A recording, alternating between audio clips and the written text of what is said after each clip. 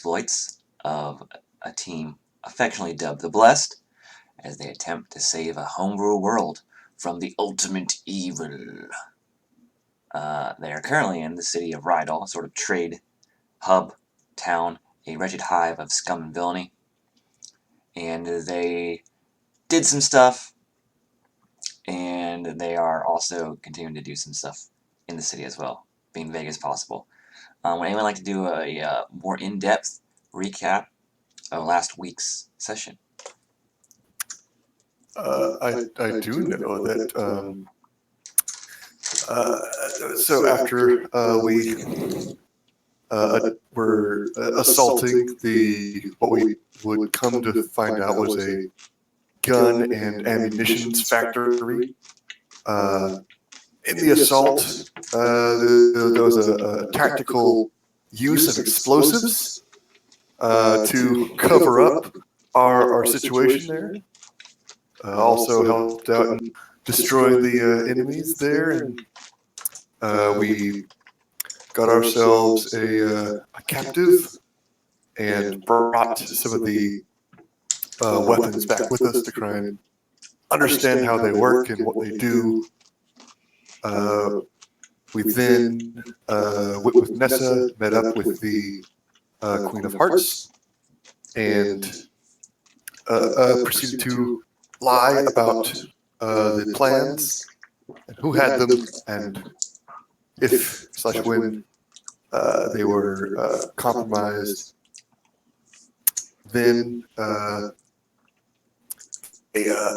chilling confession from our friend Slizik, finding out a deep, dark secret of his and his murderous past.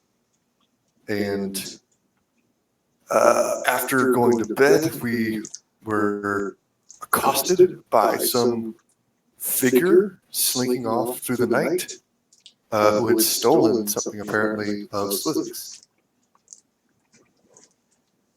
Yes. Let's see. Yeah, I believe the creature's words were, I smell it. I smell it on him. Where is it? And then your familiar woke you up by pecking you in the forehead. And then when you attempted to subdue the creature, it fled. And it was a very large creature. And it smelled of seawater as it departed. But yeah, it is nighttime. That's a pretty good recap. It is nighttime. This creature has just left. Checking through Slizik, just a brief cursory glance through Slizik's things. All his gold is gone. Every single coin he has been stolen. Ooh. And this creature appears to be making its way towards the nearest body of water. And it is well, that's the direction it was going. It's leaving like these kind of like watery footprints behind it. Occasionally a piece of kelp, some flaked off barnacles, that sort of thing. But you can easily track it, you think.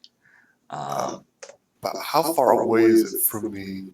You did attempt to cast 2 spells on it, and it has booked it after you were unsuccessful in stopping it with those spells.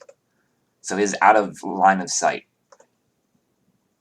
And it went where exactly? Towards the river. Okay. I will. Okay, I'll just like yell out to. I'll tell Harold to.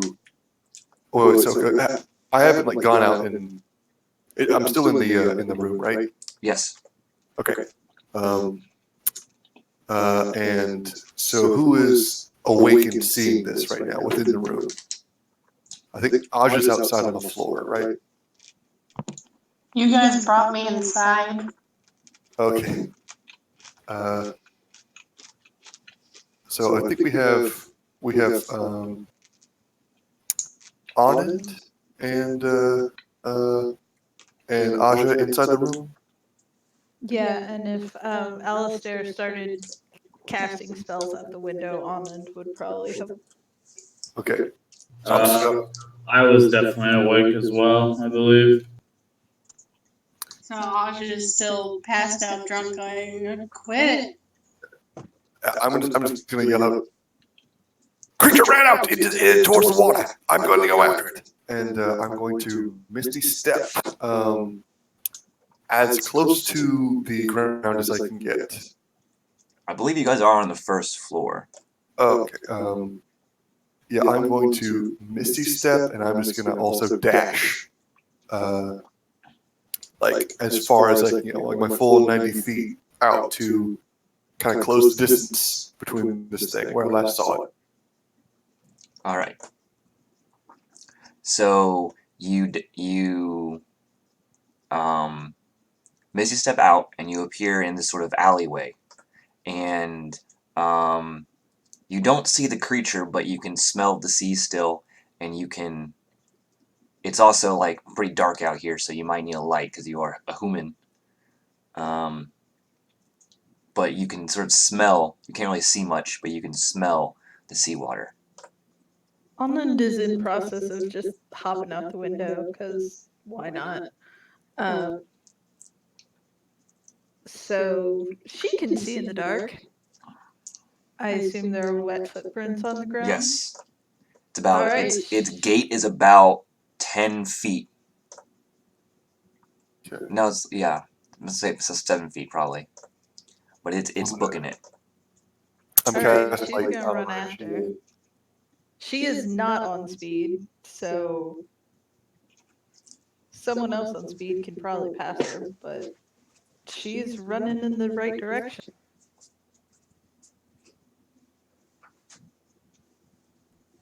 Yeah, casting light, and I want to like once I cast light, I want to like check for the wet footprints. Yeah, you see them. They're pretty. It's pretty apparent. Like you occasionally will see the footprints are huge. They're like bigger than your face. So and they're like circular.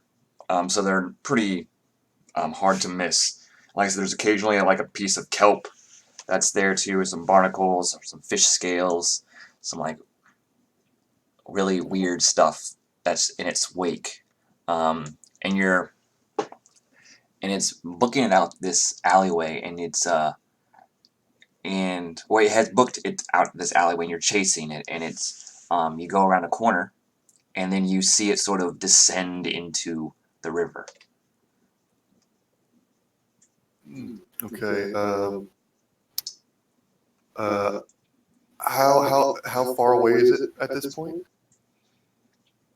At this point, it's about what's its you did that, and then I'm just doing some quick window. I need its speed because it would be running the whole time, and I have so many tabs open. Here we go. Yeah, so he is about 90 feet in front of you. Okay. Run to real quick. So, Anand's gonna cast Eldritch Blast since we're here. And it has. Do you have spell sniper? Oh no, I don't. Okay, you can still hit it. You can still hit it, but it's like at a half cover because like half of it's underwater. Okay.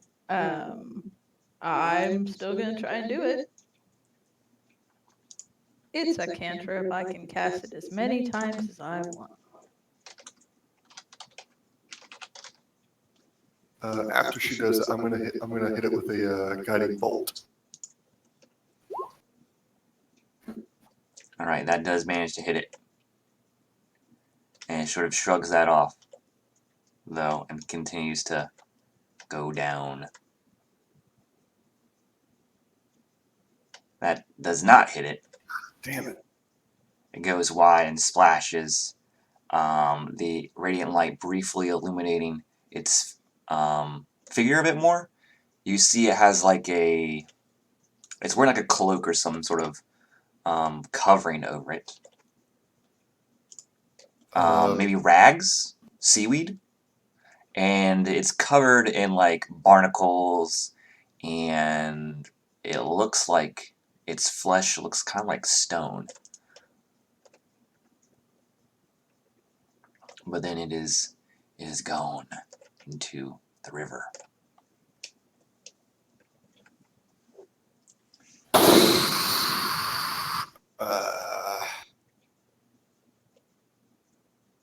Okay. Almond Still, just swears. I'm going to. I want to call Harold over to me. I want to cast light on Harold, and I want to like send him out over the water and just kind of like start like running along, trying to keep an eye on this thing. All right. Just curious, did we actually see that it took Slizik's stuff? You saw it. Well, you didn't see it. Alistair saw it rooting around Slizik's stuff, muttering to itself, and then it ran away once he woke up. And then looking through Slizik's things really quickly, you can see all of his gold is gone. So, Well, with that deduction, I want to cast Locate Object on Slizik's coin purse and sort of like hold up my holy symbol and let it like do the, I don't know, like the compass guiding type thing. all right. Yeah, you see Slizik's coin purse is in the river. And let me see.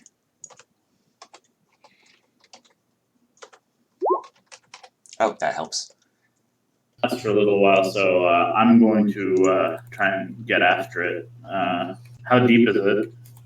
So the river now is about like going off the shore, not that deep, but then it goes to about 5, and then after about 5 feet, after about 10 feet, it's 5 feet deep. At about 20 feet, it's 10 feet deep. And he appears. How far out is it right now? He appears. The river itself is, at least this portion, is about, let's say, about 200 feet across.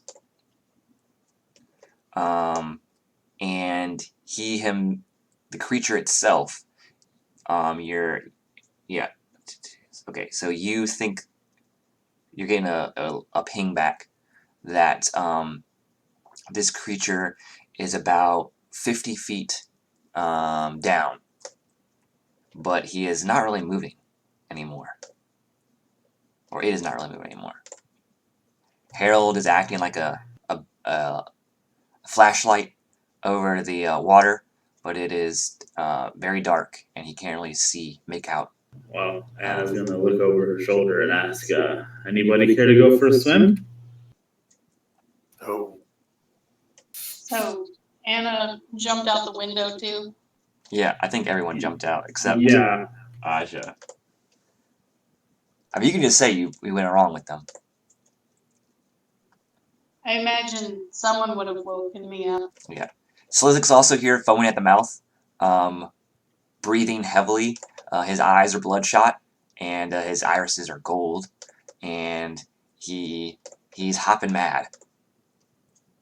Okay, can Anand see to the bottom of where the thingamajig is hiding out?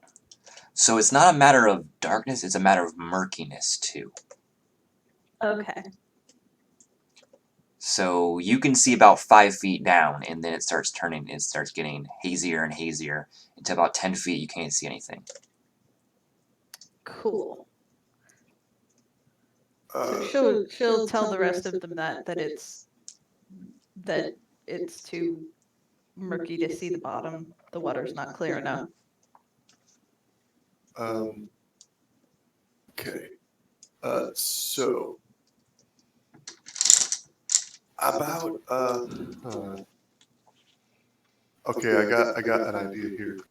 All right, so since I would assume like we've been able to see about where it is within the water. You said it's not moving anymore, but it's like it's like about 50 feet down. Mhm. And is like the river is it's like about how strong is the current in the river? Now, the current right here is very subdued. Okay.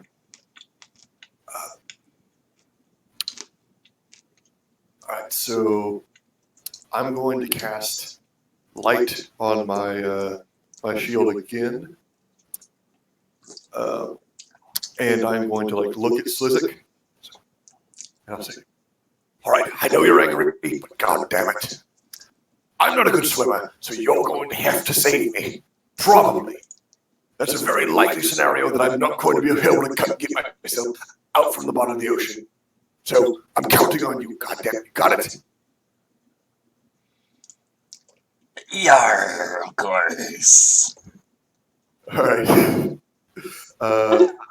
All right, I'm going to mark it. Keep an eye on these darts. And I'm going to cast Magic Missile at the creature.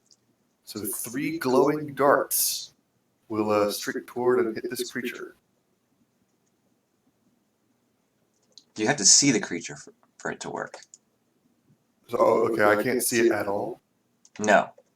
Okay. I'm asking if you have to see it for it to work. I don't know. I think it said, each dart hits a creature of your choice that you can see within range. Yeah, so you can't see this creature. Okay. All right. I'll dive in and start swimming. I'm gonna start glowing really brightly as I cast light on myself and jump in as well. I'll be the party's underwater lamp. I'll guidance myself as well because I'm going to need it. Yep. You guys are making your way down. I'll just need athletics checks from everyone to figure out how well you can swim. Ooh. Does a medium armor mithril impose disadvantage? No. There's no... Like, it's very light, so it's not... Oh. Okay, well, due to Slizik rolling a 28, he is also able to save one of you. Either Rex or Aja. Wait, do you mean me? I mean, not sorry. Not yeah, sorry. You have the same class and playstyle as someone the other wizard. Sorry. Alistair or Aja. He's able to save one of you. But in the heat of the moment, I'm just gonna roll a D2 to figure out who you saved. Because I can't make this choice. Like, I don't know what he would pick. So alphabetically, a 1 is Alistair. Nope, 1 is Aja, 2 is Alistair.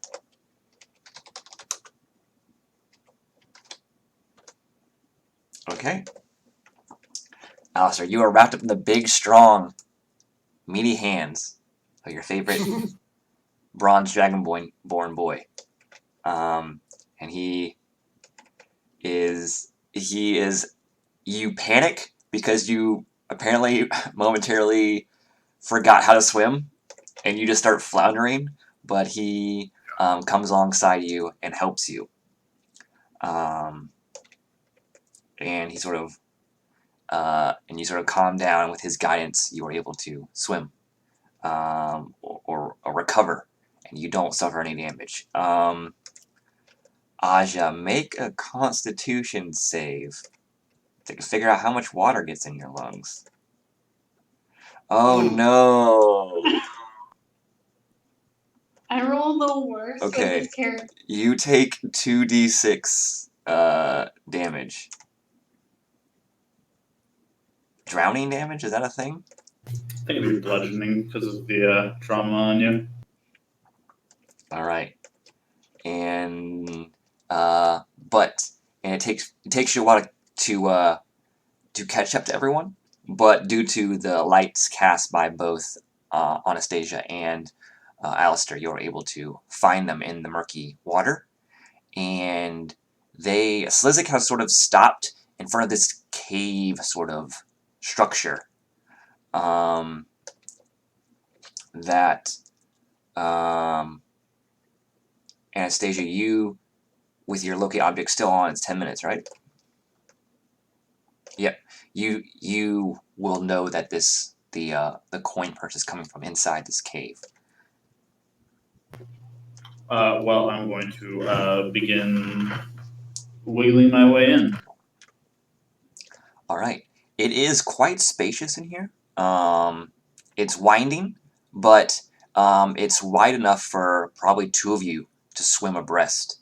You can sort of use the walls of the cave as handholds or ways to guide yourself through, so you're not just like you're not just floating or swimming freely. And your lungs begin to burn a little bit, but after about another minute of swimming, you guys finally see some light coming from above.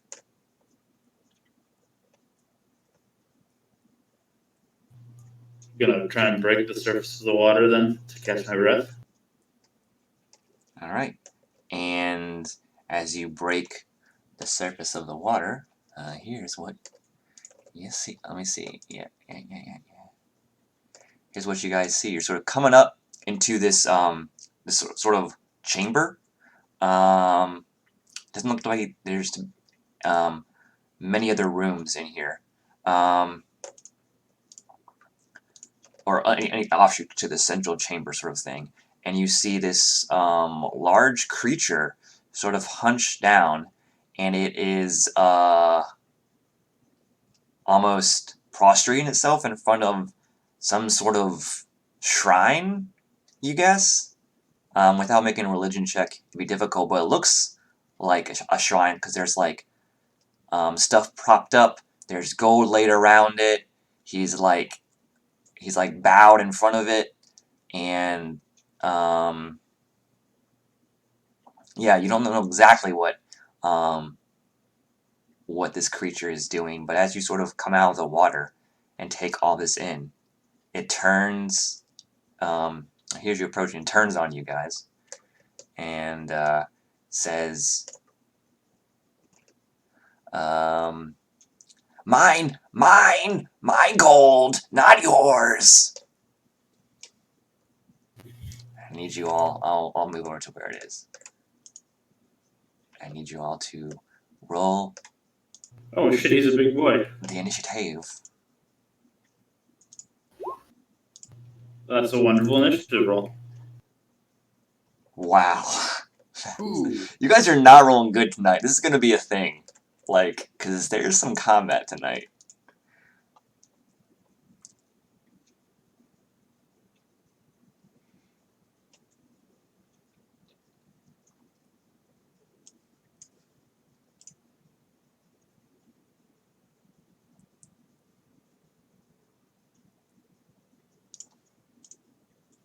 But yeah, now that it has rounded on you, that you see it's some sort of hideous creature that has like a giant, like, fish skull for a head. It's cloaked in what you thought were rags were actually like old decaying seaweed. It's covered in barnacles. Its skin appears stony, almost calcified. It has large claws and other various protrusions on its body where like occasionally some creatures will pop out, and then as if tasting the air, and then like sort of shoot back in. And he just this whole place now reeks. Even though we're in fresh water, this whole area just reeks like salt water. It's almost overbearing.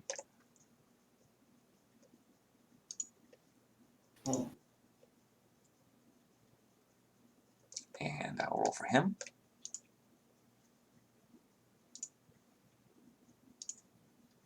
All right, Aja, you're up first. Wait, she is? Oh, I'm assuming her dex is higher than yours. Oh wait, no, you use intelligence, right? what I is. guess I get advantage on initiative. Okay, yeah. So you have 4. Okay, so actually you are. Alistair, sorry.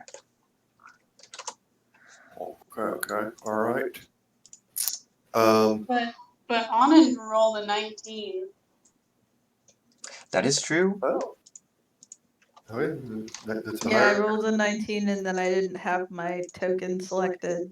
Alright, so Onid, you are up first. If the battle gets too dicey, then I will add Slizik into the fray, but hopefully it won't come to that.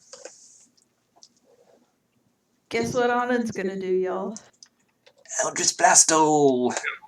Correct. Oh, but she's You got 2 beams. You're real level 5, you shitty. got 2 beams. Pew pew.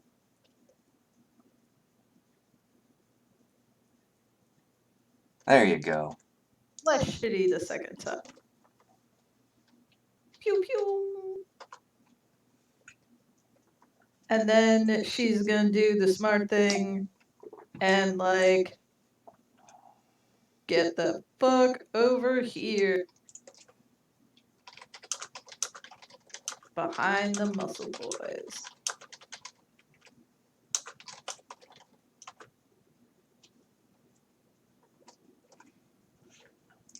Alright. And he says, Go away! Not supposed to be here! And when he speaks, there's like salt water that's just pouring out of his mouth. And you see like worms and stuff in there, and it looks really weird and gross.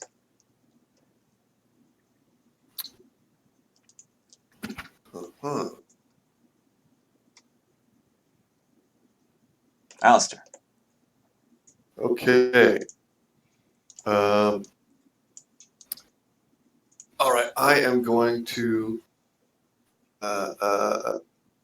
move myself. Okay, so like this little like valley here. Does any of that block line of sight? Like Yeah, these so little. I'll put him more like here, and the shrine where he's at is right here. That thing is the shrine right here. Put it like that. So these are it's only about 5 feet up. These things right here. So it's sort of a negligible. You can just step up there. You don't have to jump or anything. Distance up. Okay. 2, 3, 4. 4, and I will go ahead and cast at 3rd level with an altered spell. Or I'm gonna make sure I hit first. I'm gonna cast a 3rd level ray of sickness, and I'm just gonna get some of the snacks I've had that have been there for a while. Just like this old, really stale, like potato chip that's actually managed to get some mold on it somehow, and throw it into the air, and then like it like levitates a little bit, and then sling it forward with the ray of sickness. Go ahead and roll for that now. Where are you? There you Oof. Man. A 10 is not going to cut it, though. are. God damn it. It sort of splashes ineffectually off its calcified, almost armor-like body. Fuck. All right. Someone else. I'm just gonna take a step back. Alright. Now it is Aja's turn. I'm a little uncertain how effective a crossbow could be against him, but I'm going to shoot at him anyway. Alright, that is a hit. No sneak, but 8 damage is respectable. You find a chink in his armor, and he howls in pain. I'm going to use my bonus action to shoot again.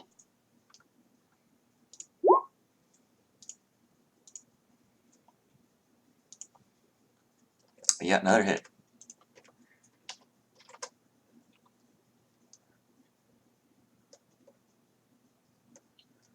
And and you have struck him twice. Do you want to move anywhere, or are you fine?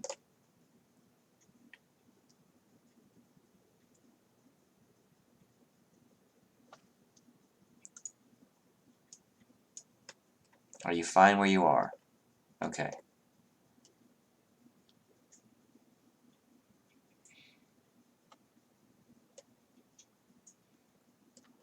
So, on its turn, it does something strange.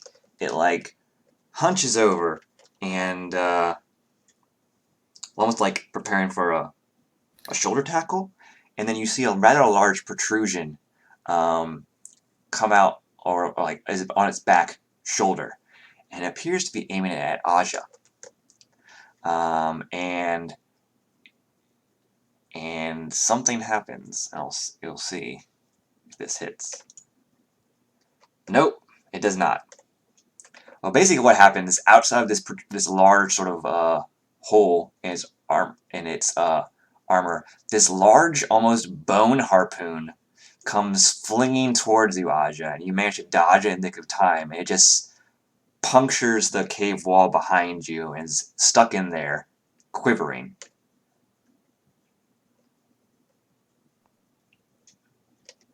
Well, fuck.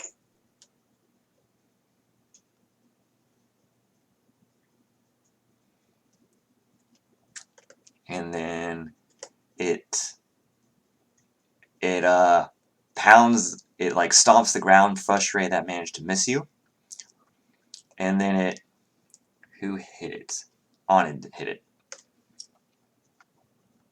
And then it presents the other shoulder to you, Onid, and he will fire.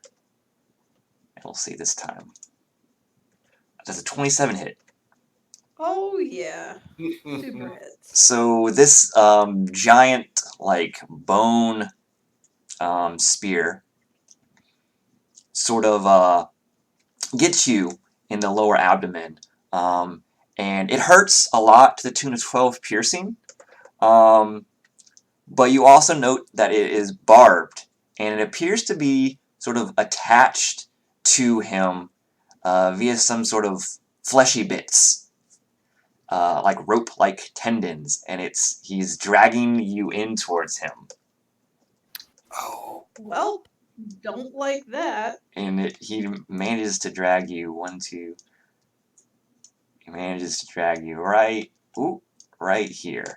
But and up close, you see that this creature is horrifying and smells really bad, and he's covered in like sharp protrusions that I feel like you think would really hurt if you try to get close to this creature like you are currently. But that is its turn.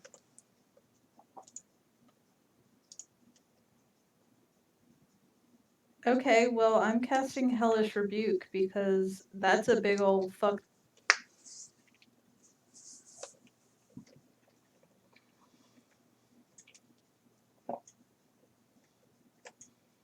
And as it's reeling you in, you manage to eke out the words for Hellish Rebuke. Dex save. It's not too great at those, but I got a 13. It needed a 16. Alright, so he takes 20 fire damage. And all the seaweed on him is burning off, and he smells really bad and gross.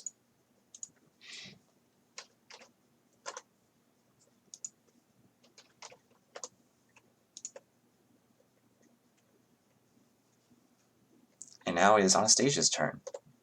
A little something from right there. He smells like burnt seaweed now. It's gross. Burnt wet seaweed. Ugh.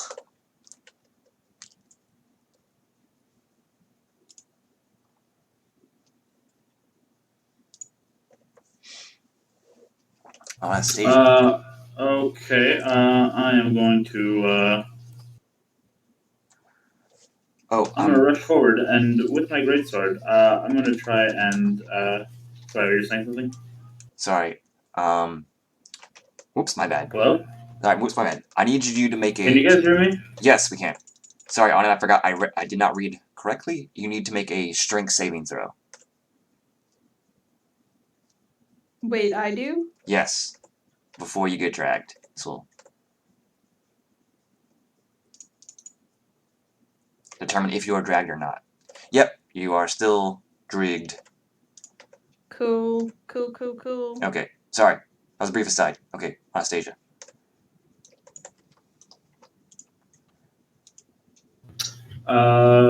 Okay, I am going to, well, I'm gonna make an attack at him, but, I want to see if I could sever that little fleshy bit at the shoulder and still cut into him, like, chop into the shoulder, I suppose. Alright. I'm not sure if that has any effect mechanically, but I'm gonna try anyway. Yeah, you can... So you managed to hit whatever this fleshy bit is. Hold on 1 second. What?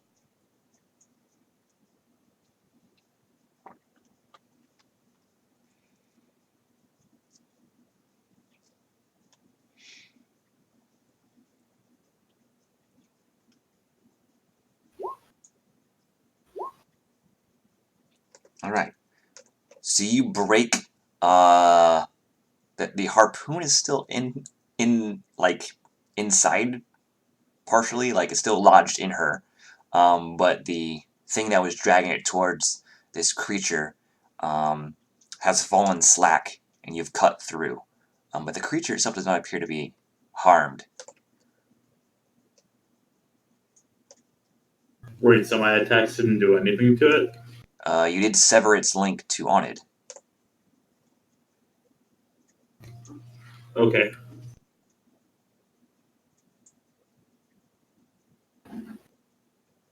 Bonus action? I don't think so. Okay. I guess I'll cast Shield of Faith on it. So she has +2 AC now. There's a Yay! little golden bubble appears above her. Trying to find the... There we go. Shield emblem. Onid. Start the turn order. I need you to roll 2d6.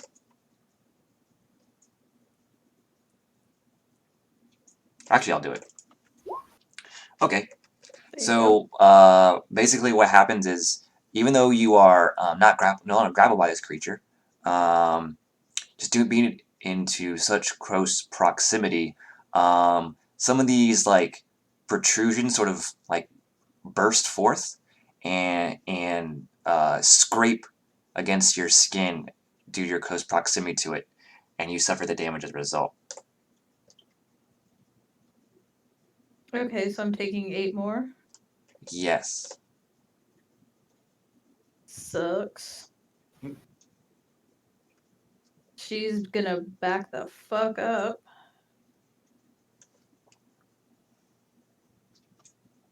And he will swing at you.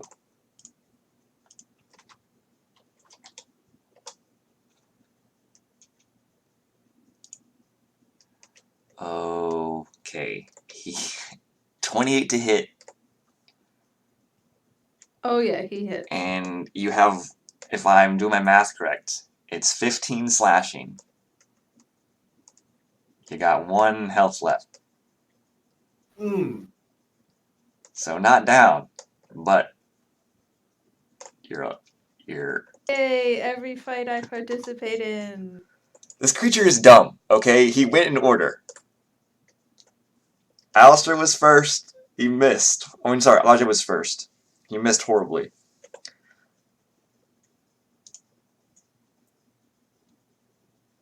But you still have your more movement. You still have your actions, your bonus actions. All the good stuff. Cool. Is there a reason Anastasia is at half health? That's just what my character sheet was at. I don't know why. That was from last session. You guys managed to get short rests, so I'm assuming you didn't want to spend hit die, but... That would seem weird. I would probably have spent hit dice. Yeah. So I'll just put you back up to full. It's fine. Alright, on it. What do you want to do? I am going to cure wounds myself before I fucking die. Seems good.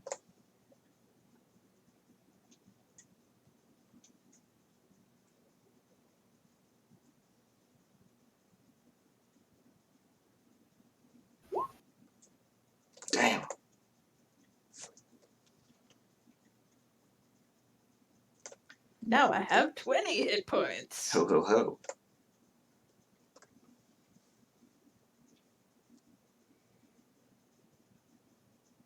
I mean, I'm fucking at a higher level spells, but I have 20 hit points. But you still got Eldritch Blast. Yeah. And don't forget, do not forget on it that your item, you can recover a spell slot. Oh, that's true, I can. But it takes an action. Yes. But it's something to consider. We'll see how it goes for next round. Is there anything else you want to do on your turn?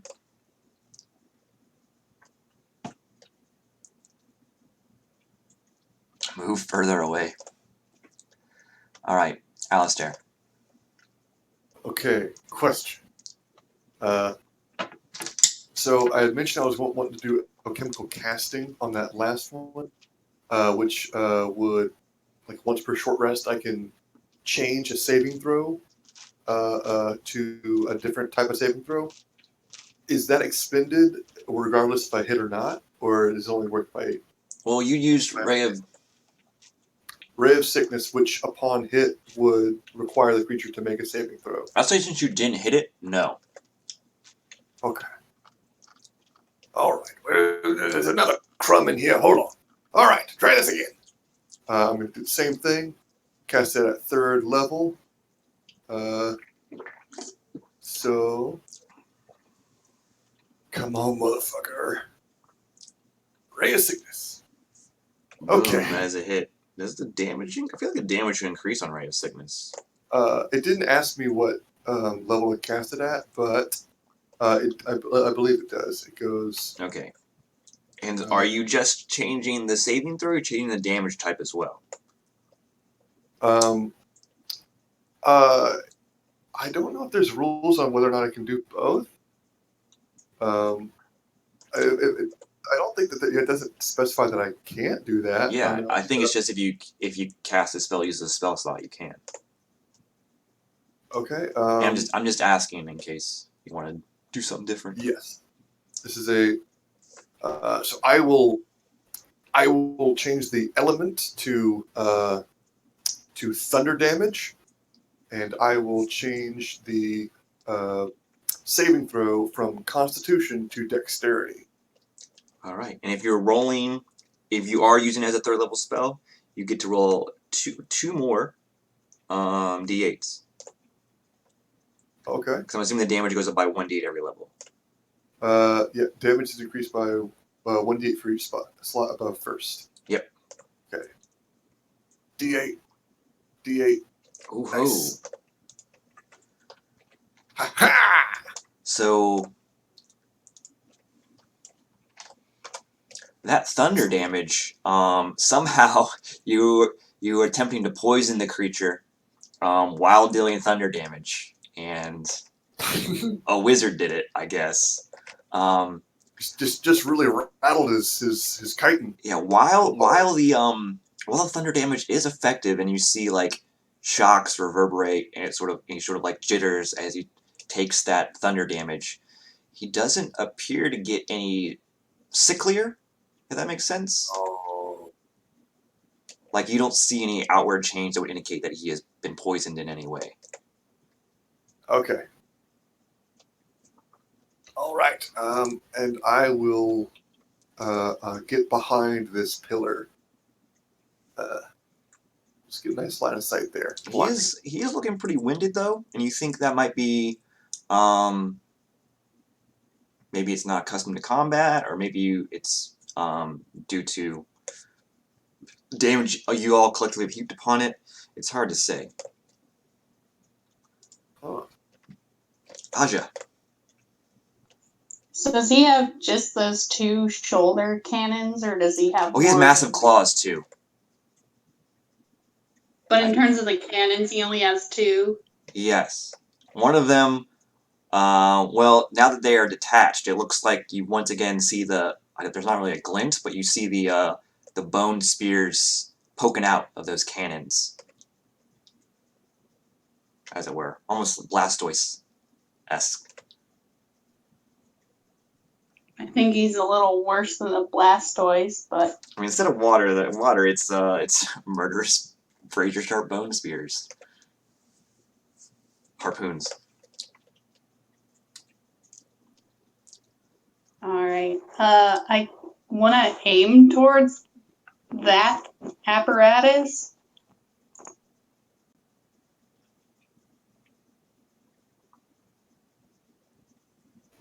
Ho ho ho! Hmm. Merry effing Christmas. Okay, this is a catastrophic amount of damage. It's 18 and 9, 27. Yeah, you find the old the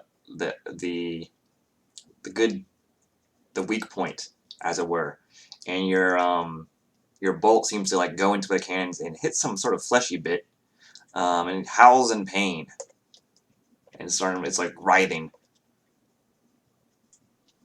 Well, I'm gonna do it again, hopefully. Dude, it's sort of like stomping around and making a fuss and waving its arms and doing the hokey pokey and all that. Your second arrow bounces harmlessly off its armor. Well, I'm just gonna duck into this alcove then. Okay. Well, it was going to shoot you, but you ran away. So he is looking that direction. There's a harpoon trained there, but he says, "You hurt. Die now." And he's going to attack Anastasia instead.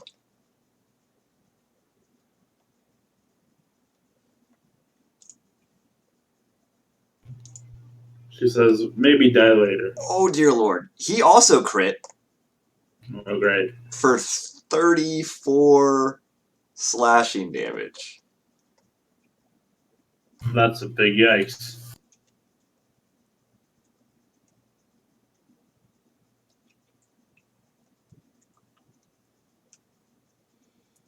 And then his second attack is a 28 to hit That hits. for 19 slashing. Yeah, I'm unconscious.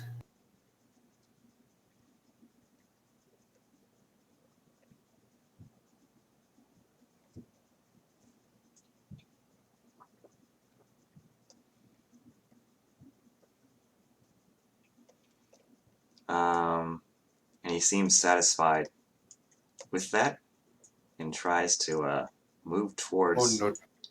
He's trying to squeeze through this. He's trying to squeeze through this like thing here. So he's not quite. He's really close, but he's not quite. Maybe next turn he'll probably get through.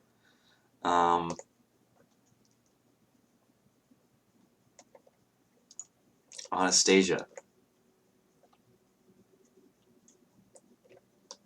Is unconscious. Oh.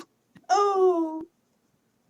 Don't worry, you guys got time. This character, this creature is looking very hurt. Whatever Aja did, she did it well.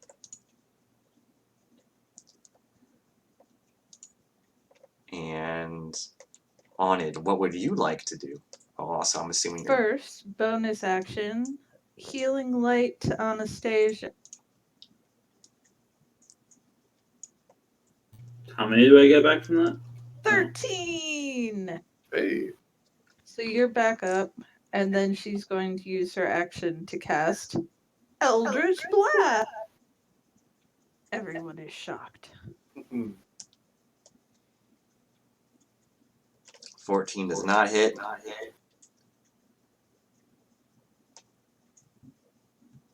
Well, at least she got the tally back. You can attack again. Oh, that's right, I get 2 keys. That does hit.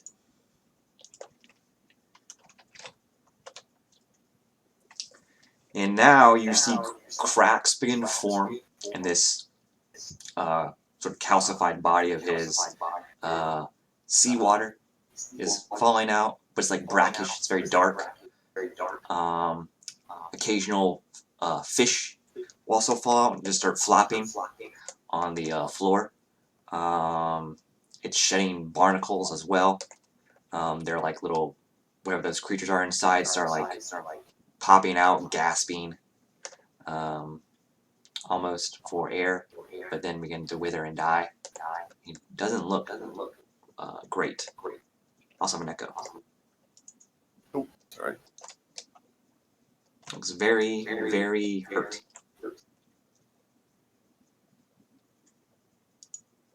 Alistair.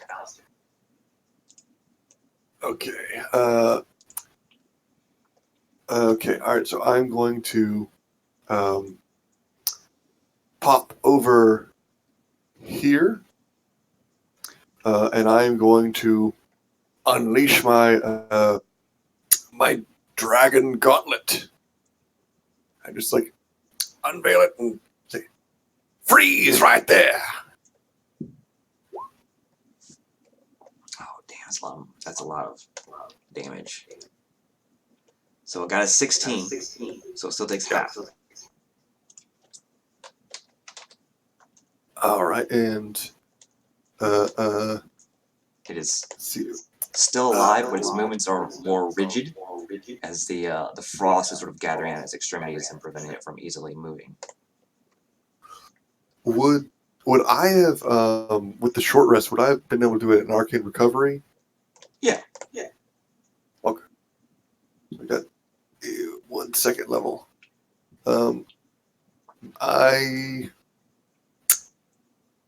Okay, I'm gonna. So that was at 25, 20, 15, 10,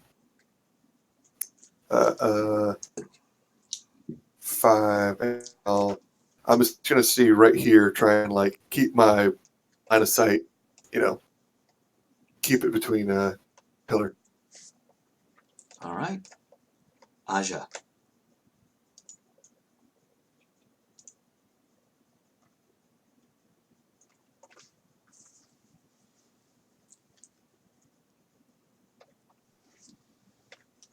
I'm gonna try to go for the shoulder cannon if it's within my line of sight, but As a hit, it looks very hurt, but clinging I'm on gonna to life. duck back.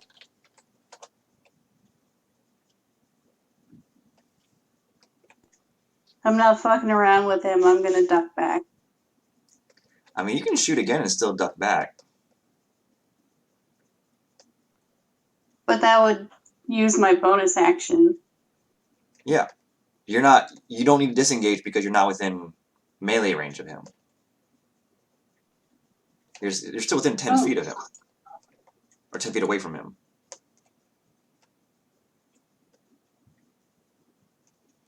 Alright. Aja. How do you want to do this?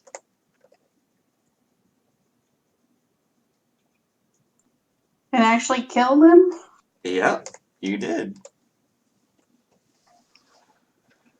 That's for Anastasia and Anand and Slizik and all of his shiny bullshit.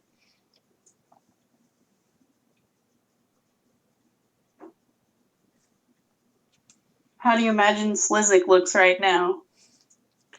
He's running over to this shrine because he sees the glint of gold in the firelight here.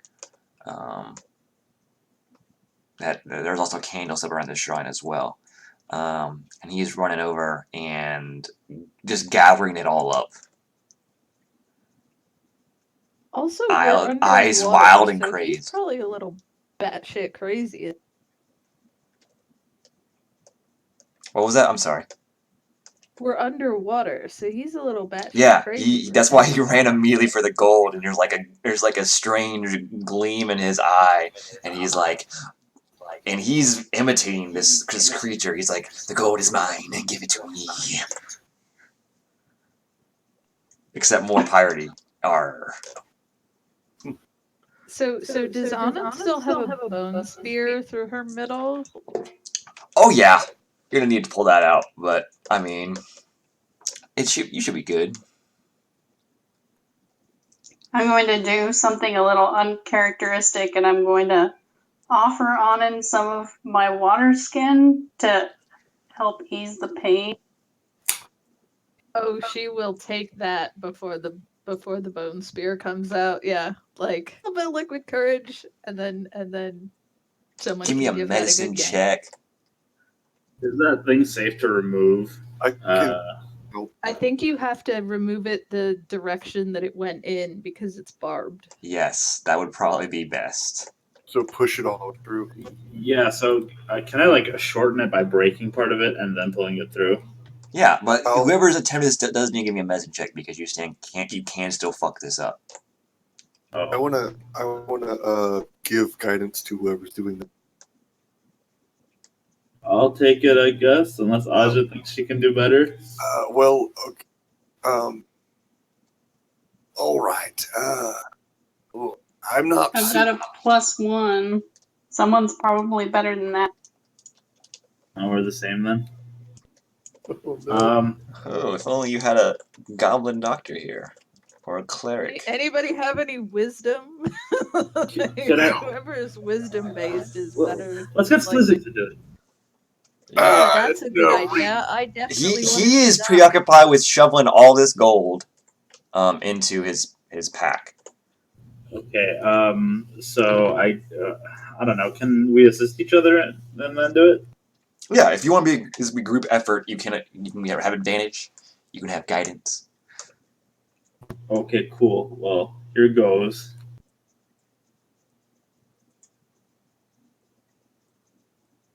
You got a D4? Hey. So you are easily able to extract this barbed harpoon from on it without causing any additional tearing of tissue. And sort of like at the doctor's office where they give you a lollipop after you're done, I'm gonna give Anand a lay on hands and close the wound. Aw, thanks. Yeah, that didn't look too pleasant. Are you okay? I didn't die, so Well, that makes two of suppose so. us. I will. Can I like? Would I know anything about Slizik? The nature of Slizik's like religion, or like what his curse is to like know like what the like, sort of consequences of I think you were given some. There was a brief knowledge dump by a dwarf who was a seaman, a sailor, and he informed you that he appeared to be under effects of something called gold fever, and that makes you like you physically need to have as much gold around you as possible. Yeah, that's why I changed to sailor. Yeah, I'm sorry. This creature, when it passed, should have said this, and I neglected to say this, but it should have said, "Lightning lady, where you go?" And then it would have died. But yeah, so it's like he has managed to, or he's seems to have gotten most of this gold, and he's calmed down a little bit. Do I know anything about this creature, or like You its don't gold? you don't know what this is. Do any of us have the ability to make a check on knowing? So this would be if you were proficient in religion or arcana, this would be a very high check because you've never seen this before. It's very rare for this to happen. Can I? I'll make that religion check, sure. There's no assisting in this. You just well, you know or you don't. Can I make the check? Yes. Could I guidance myself? Yes. Guide me. Come on. Ooh, fuck! That's terrible. Okay. No, you don't you think for a minute that you might have read something about this in a book somewhere, but it's like a dream. When you try to grasp it, it just slips through your memory.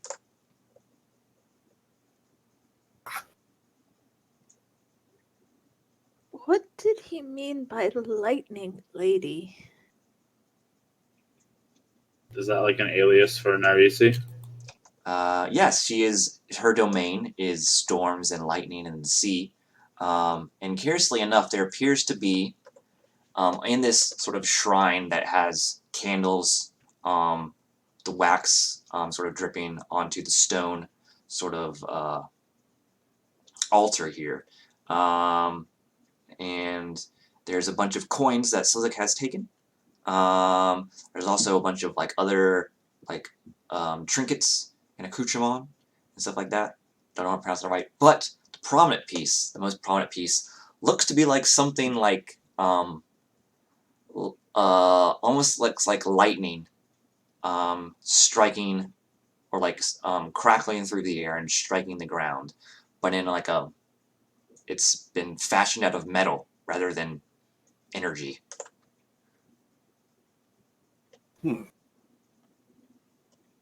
Were any of those gold pieces black? Oh yes, quite a bit of them were. Oh fuck. Anand is just gonna kind of look at everyone else and be like, he picked up the cursed gold again. And Cursed gold. you don't know exactly how much he picked up, but you do see some like black in between the glimmering of gold, but he's hiding it from you. He's like, it's not yours, mine. And when he says that, he sort of recoils from you and steadies himself on this this metal lightning thing. And there's a sort of like a flash of light, almost as if lightning did in fact strike. But when you all sort of recover and you blink for your eyes to readjust to the dim lighting, you see that Slizik is holding this this metal object, and it appears almost to be able to be used as a maul or something similar. It's Narisi's gold, Suzik. You know that. You know it's hers. And I cannot RP for Jesse this stuff, so this is why I said it was important for him to be here. Would he? I want to try and like approach him a little bit. Now, of course, I am not a man who needs that. It's not that important to me. I'm not too concerned. But that little item you've got there, I'm not going to take it. But can I just look at it for a little bit? Is that all right?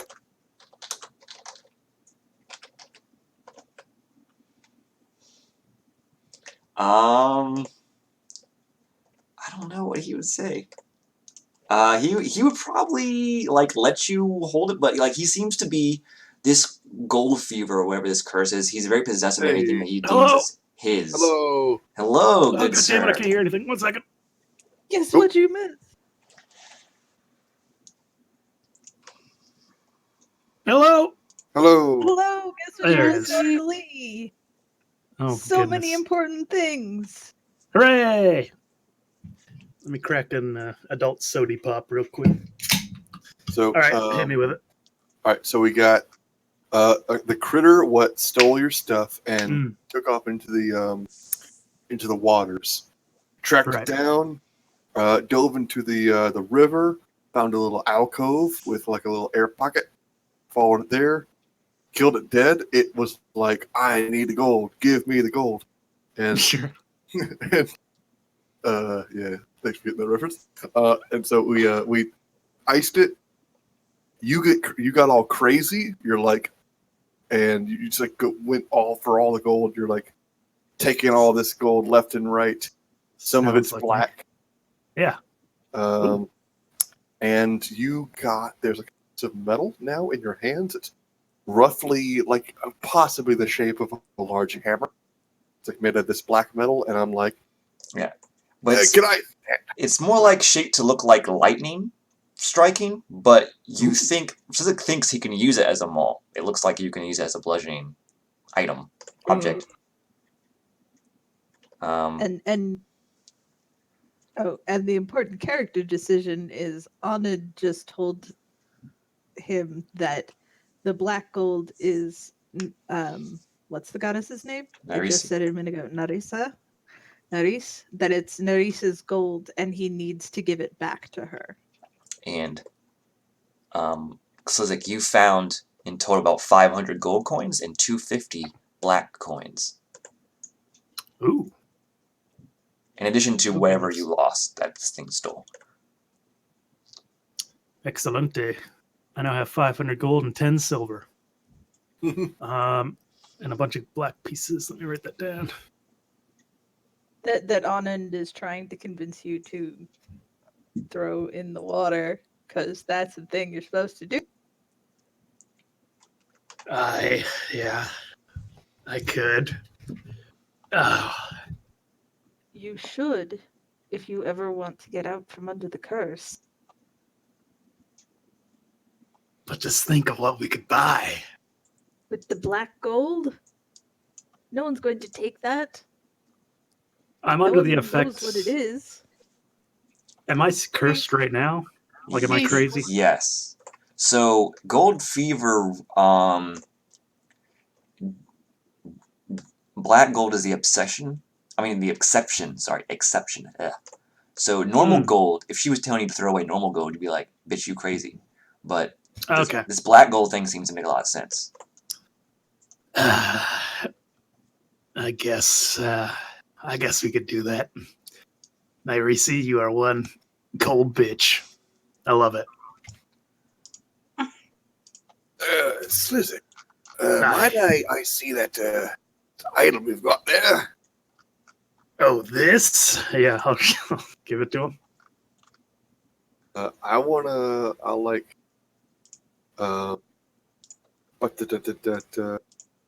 ritual. Can I ritual cast Identify on that one? Yes. While Alistair is doing that, Anand's going to start picking out the black pieces, the black gold pieces from Slizik's little hoard. No, Not touching the gold pieces. I'm not watching her touching out of the side of my eyes. Y'all got 11. I'm gonna distract him and say, "Hey, Slizik, do you remember the vase?" And then I'm gonna cast hideous. No! Whoa! Wisdom is my soft spot. It's my fontanelle.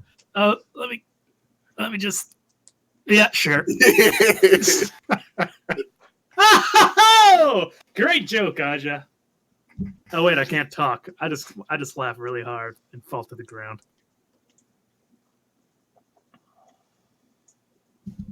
All right. So while he's on the ground laughing hysterically, I'm just gonna double check to make sure he didn't pocket any of the black gold. I definitely did. Good thinking. Good thinking, Nasha. Why does my brain tingle? Weird. Anyways, keep laughing. So what is this item that Alistair was checking? Like, what does it look like? It looks like if you got a master blacksmith and be like, I want you to make me a weapon that looks like lightning. It's striking, like a forked lightning bolt sort of thing. He would have been all right. It would have been a master blacksmith. Be like, I got you. And you, Alistair, identified this as a maul known as Thunderstruck. And its abilities are in Discord. It is also under player personal items. You can now see it as well. But the important thing for you to know right now is that is +1 magic weapon. Oh. And you can Oh, now fucking use Thunderous badass. Smite. Oh, goodness gracious. Nathan, you sweet, sweet child. Do you know what I can do with this? I know what you can do with this. That's why I was thinking of upgrading Anand's staff, because yours is on par with everyone else's. Hers is a little underpowered. But yeah, I'll be changing hers around. Oh boy. Oh The beans. number of rages? Yes. Goodness. Your 19th level ability is supposed to be a BAMF ability. Oh, I didn't even see that one. What is it? Oh, Wow. Yes. Slizik living till that level is probably not going to happen. Oh goodness. Oh, I can throw it later on. Oh boy. And it comes back to you. What mayhaps may have inspired that feature? Oh, I don't know. I am Zeus. Well, okay. Well, I am I was going Zeus. for Thor, but Yeah. you can be Zeus. Sure. I mean, it's a weird combination don't because know it's Thor as functioning well. as a maul, which is a giant hammer, but it looks like a lightning bolt. Right. So it's a kind of a combination of both. But yeah, that's I am what it do. Zeus. You are Zor. Yeah. is there? So is this little like alcove? Is there any offshoot there? Is it just like a little? Is it just like a little pocket? It's just this little pocket. Okay. Well, I think there actually may be some worth in trying to sell the body of this creature. I can think of certainly a few separate institutions that would absolutely love to have something like dissect and understand. Don't you want to do it How yourself? do you propose we get it out? Well, you're strong, aren't you? You lot? Oh yeah. I flexed. You did critically succeed on the athletics swim check to get down here, Slizik. Fucking right. Can I examine this body really close? And I want Yes. I want to see. This can be a medicine check or a nature check. I want to check. It's probably a nature check because I just want to see if this would float. Like it's a dead body. I know, but some ocean life might fall after a while. Some of it floats. I just want to see what this would do. So We is all that float down nature? here. I want to guidance myself. Oop, all right. Nope. So just be sure. Was she here? I mean, yeah. No, jeez. Then 4 on top of that, All right. 15. So, this body is strange to you. What looked like some sort of chitin or bone, upon further inspection, looks to be this thing somehow looks to be like what once was. It's dead now, but a living, moving, giant coral colony. Whoa. Ooh. And due to that, you don't think it will Fuck. be able to float. As well as the fact is he didn't so much dive into the water as he just walked into the river. Okay. And by the way, Slizik, don't think I'm going to forget that you didn't help me when I started drowning down here. What? Oh, that's right. I apologize. So also you got a 28, which was your critical success on the swim. Aja Right. got like a 6, and Alistair got a 0. And I rolled 50-50 D2 to see who you saved, and you saved, because you can save one, and you saved be fair, Alistair. I literally did have a discussion with him, like before I dove in, to be like, I am almost certainly going to almost drown down there. I'm counting on you to do something about it. Yeah, he'd sink faster. When I beat the shit out of your monster for you. Yeah, it's great. Next time. Next time. And Let's she give you a didn't. She range. didn't kill it. She critically Oh, hit it. you also missed Anand getting harpooned with a bone Oh spear. yes. I'm sorry I missed that. Picture a giant coral blastoise with huge claws. Instead of the water cannons on its back, it shoots bone harpoons that'll Awesome. reel you in so it can slash you some more. Fuck yeah. Well, okay. I think this thing is of significant value. I, for one, have never seen anything like it. I would wager this is quite a find. So if we were to manage to swim it up to the surface, I think we'd have quite the thing on our hands to sell. Dissect.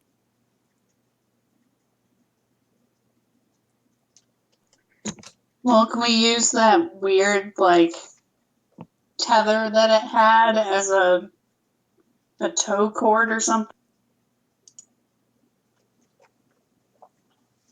I would.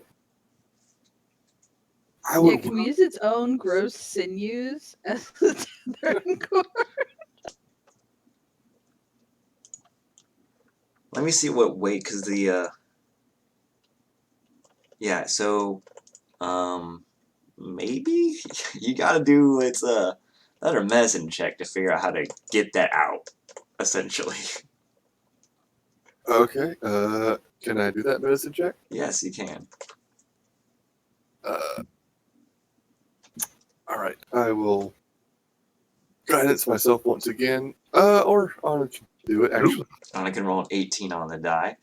Yeah. So basically, due to the fact that its harpoons were already, it reloaded its bone harpoons, but didn't get a chance to fire them.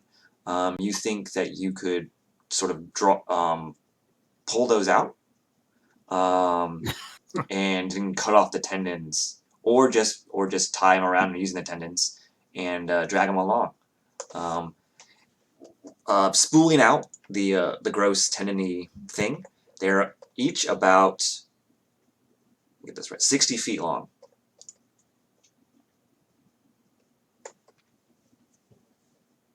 Anand is just like, well, this is disgusting, but there's Yeah. one for each of you. Smells like dead fish. Oh boy. Old dead fish. She's just gonna offer one of them to Anastasia, and we'll assume that she takes it because she's the other strong. Oh, thanks a lot. All right. Was there anything else? Like, did this cave we're in go deeper? Or?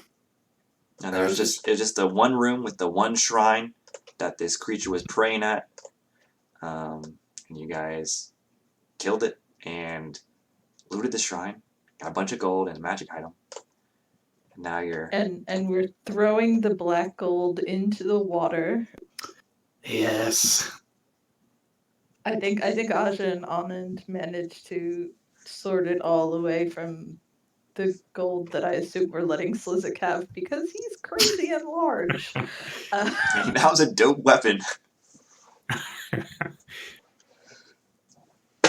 Yeah. He's crazy, large, and would beat us to death with a lightning. So if you could just have that, and Anand will work on getting the rest of the gold to the water's edge and just pushing it into the water. Oh, are we? I assume we. Yep. Probably have to work this. So this will be. Let's just say this is a athletics check for the both of you. And I'll roll for Anastasia. But it's a group check, which means your combined score needs to equal a certain amount. in order to both swim and pull this creature up. I'll guide it, Slizik, for this. This is athletics. All right. So, yes, Skadoosh. Good God. you guys did it. It was a 40. You guys did it. Oh, good, because I contributed nothing. Just for fun. God damn it, I wanted 30. Do I make it out of the water? Or do I So due to your mithril armor, there's nothing really like, it's not. You don't have any heavy stuff impeding you.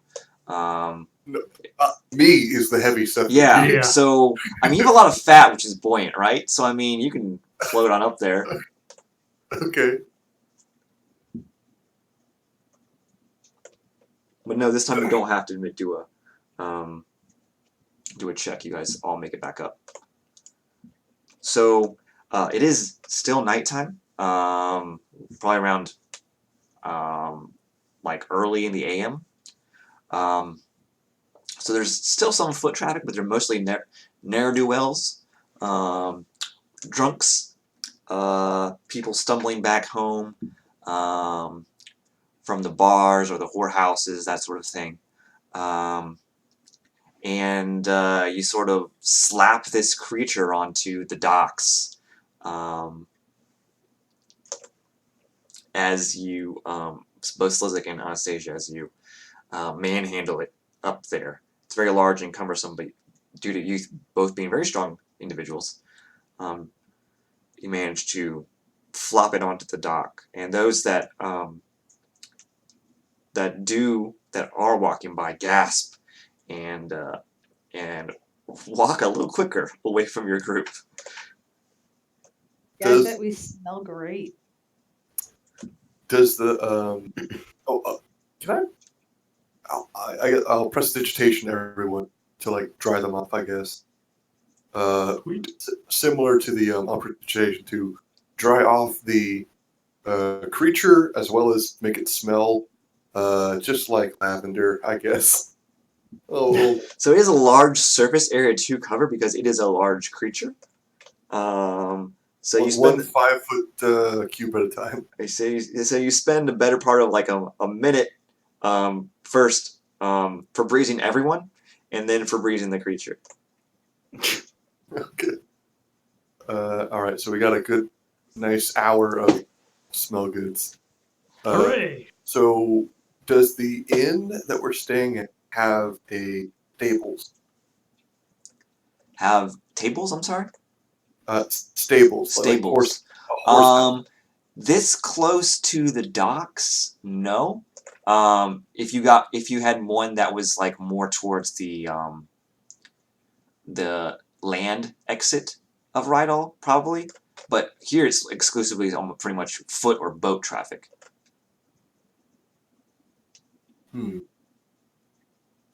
Is there a warehouse that we know of? You know of several warehouses. Some are cinders. Well, both of them are cinders. But Is there an attacked one? but you might be able to find an unoccupied warehouse. Is what's her face nearby? Nessa? Like near enough to message? She left because Slizik was very angry at her and she kind of didn't want to deal with it. Yeah. Okay. So she's far away. Cool. Is there any dock workers or? Yeah. So it's like 2 a.m. So they're either asleep or drunk, passed out. I'm assuming, as sailors do. Some ships might have a watchman, but they're not going to leave their ship to help you drag this strange creature around. Say you there. Hello. Just flagging down some random. You're also everyone's giving you like a super wide berth. Like they walk. Wink would help. They're walking quickly, more quick. When you address one, the guy goes, "Oh!" and he walks more quickly away. like almost like jogging / running away from They're you. just muscles. Don't be scared. Oh, right, the huge, terrible creature. Come on, we can find Tweak. He'll help. Oh, yeah, Tweak. So someone like, can I attempt to like, calm down, hold on, there's something in it for you if you help us out. All right. So that person you initially addressed is long gone, but someone else walking by hears your offer, and he sort of saddles up to you, like coming from behind you, be like, "Yes, I'm interested in your proposal." Oh, good, great. So, would you know of any warehouses nearby that wouldn't mind housing something for a short time without asking too many? Want to have something in the warehouse? You gotta talk to the king of clubs. Well,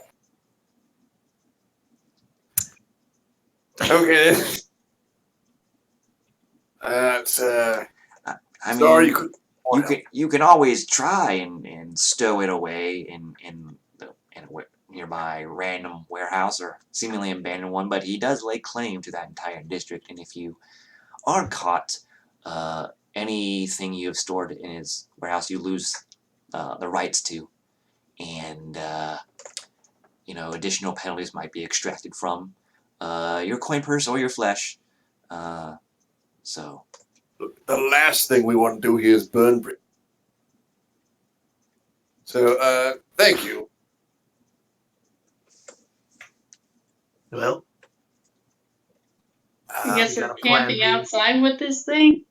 Yeah, I think, okay.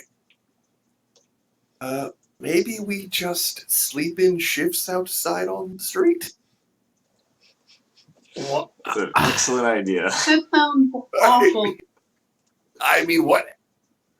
Okay, this thing is valuable, for sure. I can tell you that. But it is also dead and decaying, and you are not in a. Okay, let's role play it out. Where I'm are just we trying to figure out taking how you're gonna this thing? transport this thing. With my sweet muscles?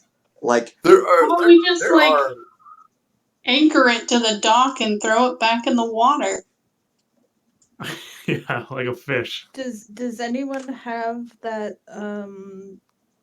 cleric pally spell so that bodies don't decay?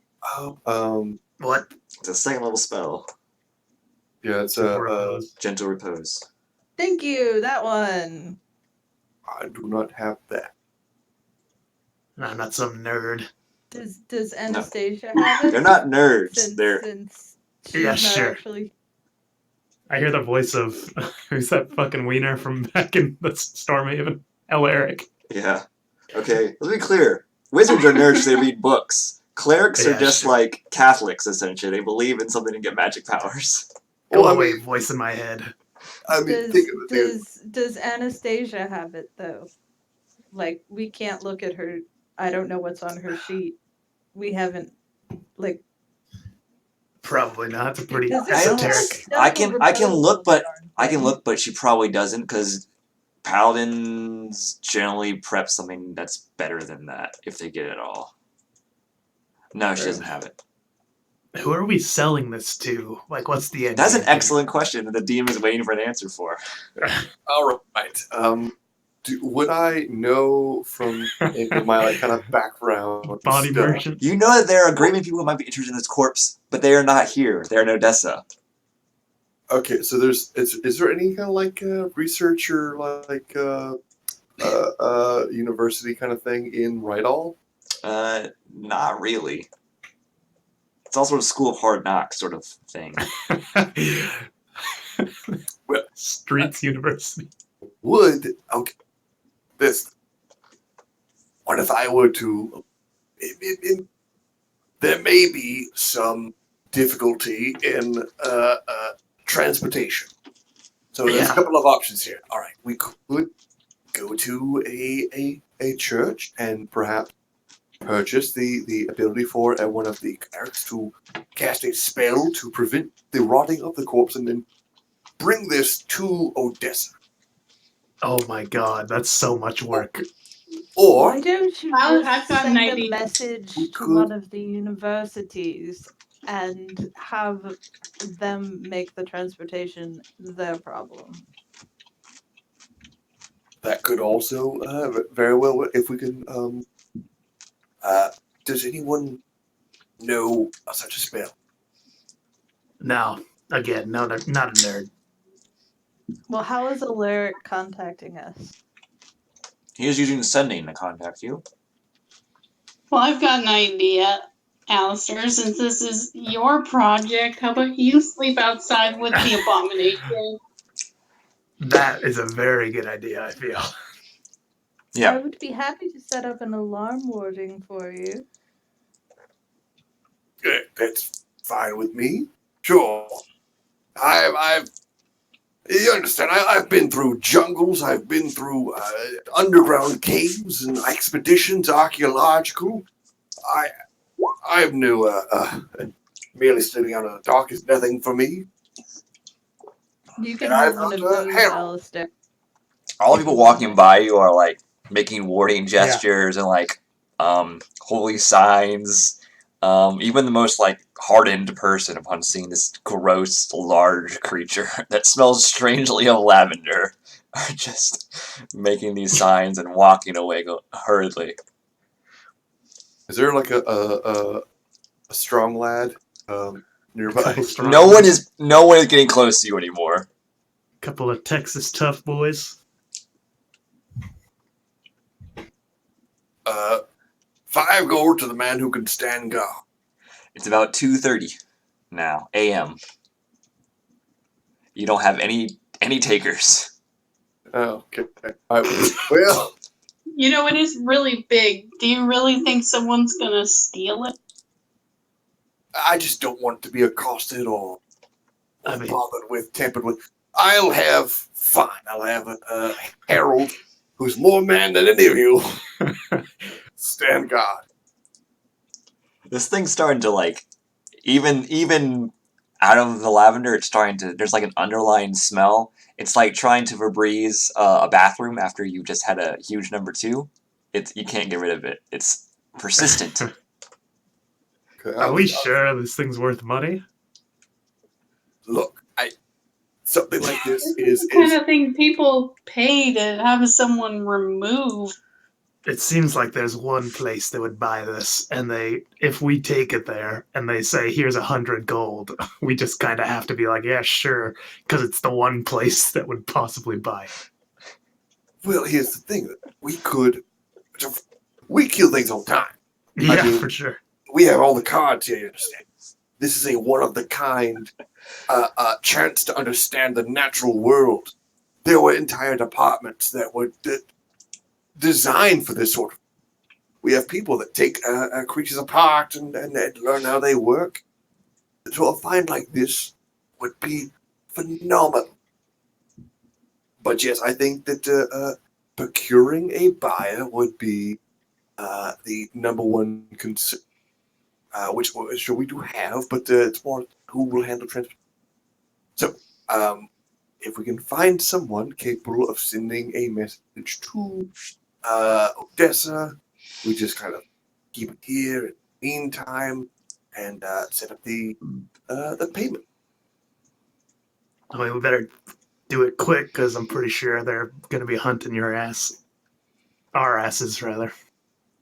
Oh yeah, certainly me. They were conservative. And How much are we're you not expecting? being exactly inconspicuous at the moment. I mean, Jacket Clubs is kind of a wiener anyway. I'm sure we could take him. Okay, I for one, while no one else does, then fine, we can cut it loose and let it die. The money, throw some more money into the river.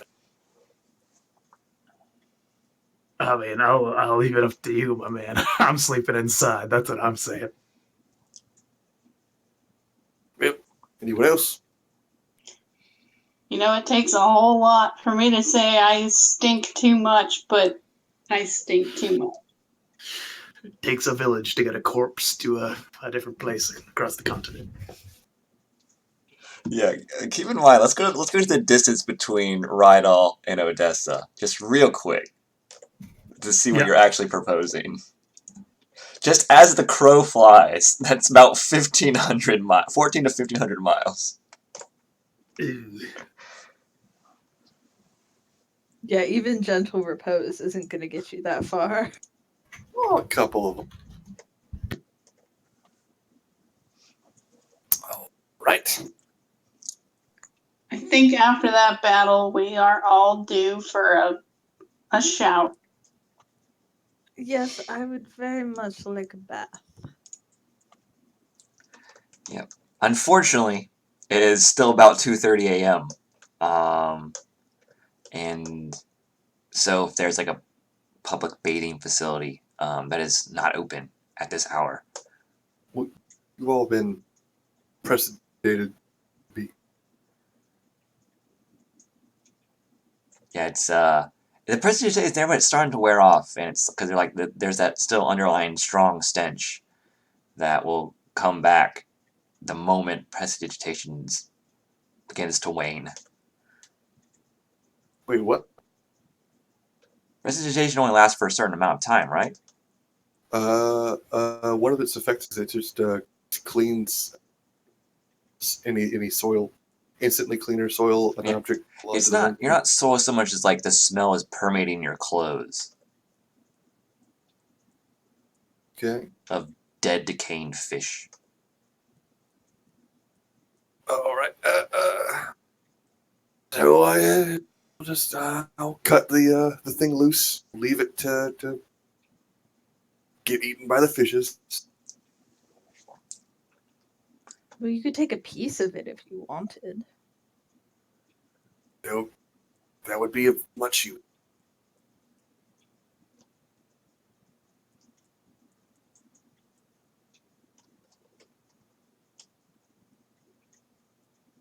Are you taking a piece, or you just what are you doing? Nope. What are you doing with this corpse? Just leave it, getting it free. All right. Well, if we're gonna leave it, can we leave it in the middle of the street so it's a real pain in the ass for people to navigate around? Yeah, we'll just stink up the whole King of the Clubs area since, you know, we're not wanted by at least one gang at the moment. And we came all this way with it. Let's at least, you know, make it as conspicuous as possible. Anand is going back to the inn because she wants to have at least a sponge bath, if nothing else, Yeah. and wash her clothes. Yep. So you're not able to like fully bathe, but sponge bath is definitely sponge bath or like use a damp cloth, something like that. It's definitely possible.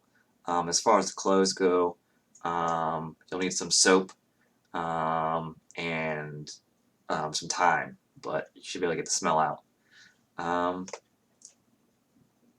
But yeah, do you guys finish up? Or you didn't engage in a long rest after you do everything?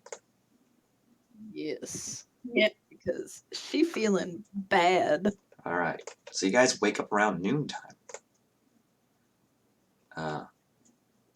Some might say it's high noon. There you wake up to a knocking on your door.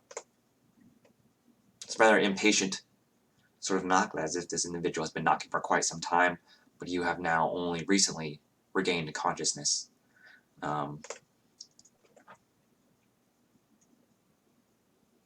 Okay. Yeah. Are we all staying in the same room? Well, I think we only got one room, and it was the room that Slizik temper tantrumed into. So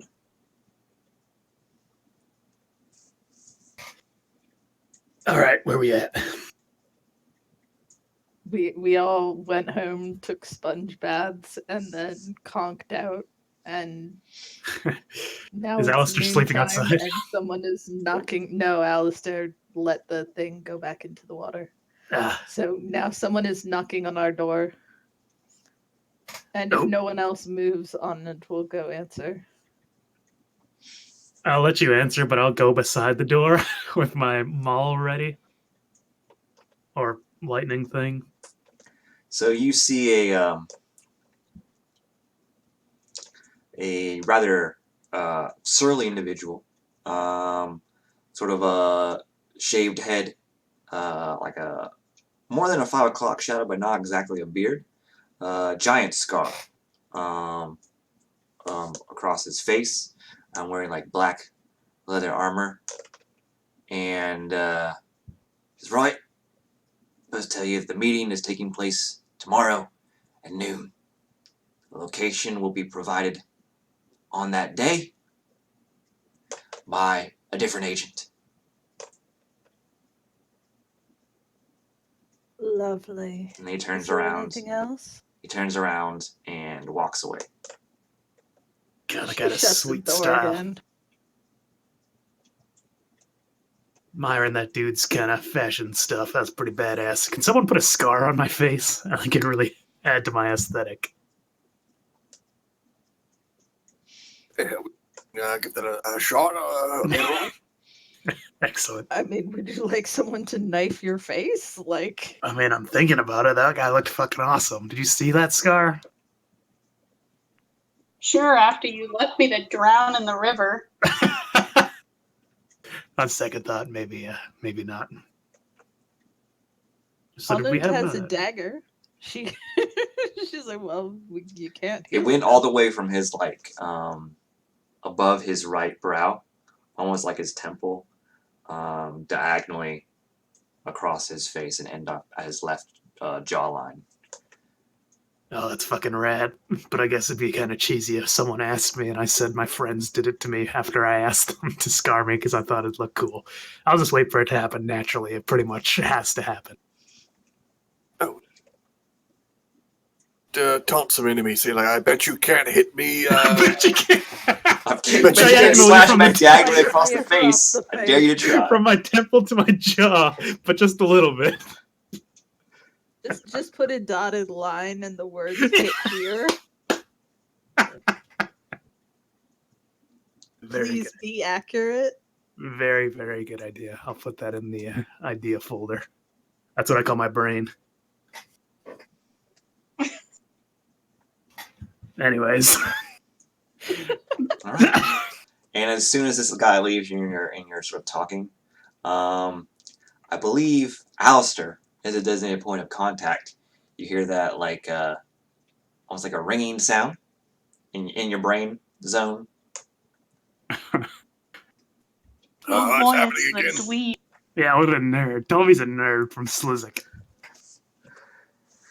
And and you hear the familiar voice of Alaric in your mind, Alistair, and he says, Alistair, you there? Sorry, you could have. It's Alaric contacting you via the sending spell. He's saying, Alistair, you there? Alistair.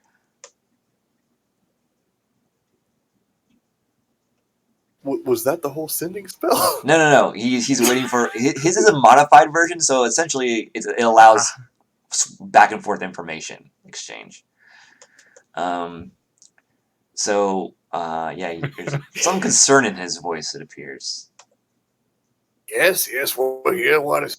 Oh, good. It's just I thought something happened because I tried to contact you earlier and I got no response. Anyway, I was just looking for a status update on how goes the your time in Rydal. Okay. So, a couple of things. And I'll just kind of make sure I'm like kind of out of earshot of someone else.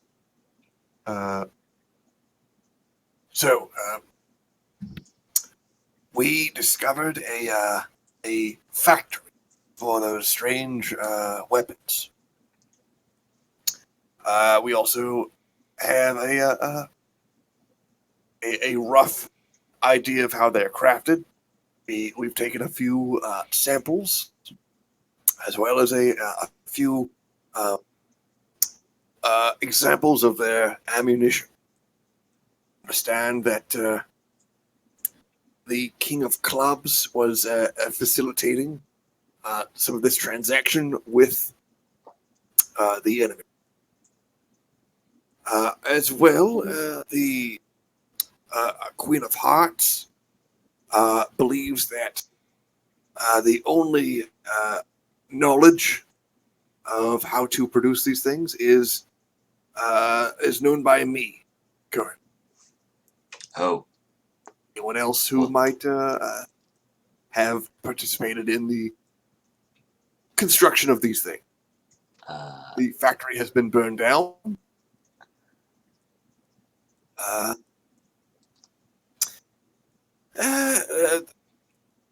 That's about all.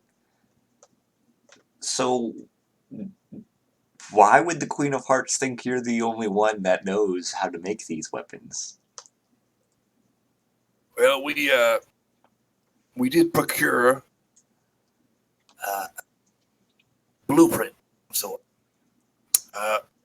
there was a free agent who was acting with us, and we made some efforts to make sure that she did not divulge this information in exchange for money. And during that, I lied and told the Queen of Hearts that only I knew how to create one of these weapons. There was no methods of reproduction of these things.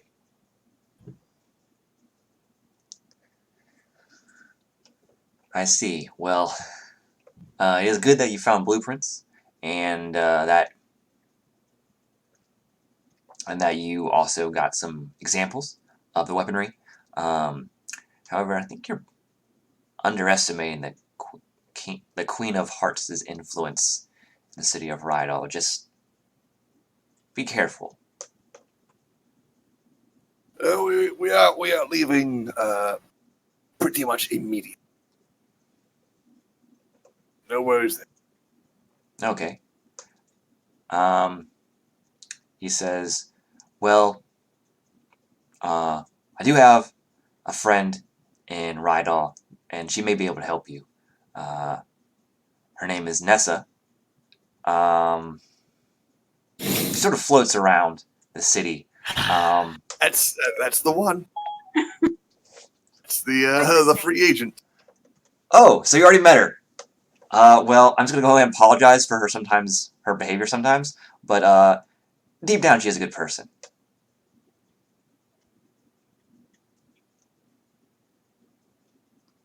But Sure. she might be able to help you with your any issues you might have in the city. If you are planning on reading Rydal, and you have the blueprints on hand, I would suggest going to Khazar Ildun and trying to get the dwarves there on our side. They are renowned craftsmen and may be able to produce this gun. I'm sorry, this weapon. I know what it is, but he doesn't. Right. And be able to manufacture this weapon in great numbers, which would certainly be useful to our side in the war. Just something to think about. Is there anything else you want to and talk to me about? Tell him he's a wiener boy. Let's see. This coming in from Slizik. You are a wiener boy. I start laughing so hard. I assume that's some sort of code. I don't know what that means. Tell him he's a lizard boy? Wiener boy to Slizik. He says, with a lizard. Oh, he really got me with that one. Really razzed me. I was just gonna make a winking gesture. Anyway, I gotta be going. You guys are doing great work. I'm looking forward to hearing from you for the next status update. And then the sending cuts off. Great. So what do you have to say? that we ought to get this. What was the city name again? You're heading to the dwarven city of Khazar Eldun, which I will show you on the map. He had mentioned we ought to go to the city of Khazar. Be honest now. How much did he scold us? Pretty much none. Very little. Just sort of accepted things as they are, and said that the Queen of Hearts was dangerous and not to be trusted. So we definitely made the right move. Aye. So as it is right now, we ought to. Except he would recommend working with Nessa. No.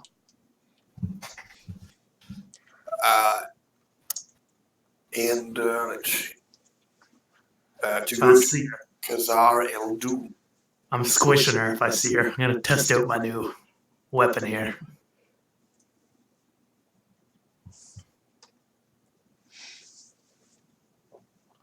It was Nessa, right? I'm sorry, what? It was Nessa that. Yes. That Yeah. forced okay. you to reveal your deepest, darkest secret. Right. Yeah. I'll fuck her up if we see her. But yeah, so you do know, I believe the Queen of Hearts. So you have a next place to go, but you do know that also that the Merchant Kings are looking to have a meeting about the King of Clubs, repercussions, what Rydal's going to do in the future, and you have been invited by the Queen of Hearts. That occurred yesterday, and that's what the that messenger was about before Alaric contacted you. He was telling you the not the place because secrecy and all that, but the time and the day of the meeting. It was tomorrow. What It did he was say? tomorrow at noon. Okay.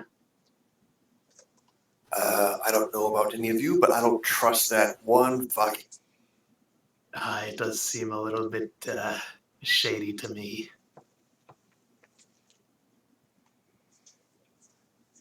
I mean,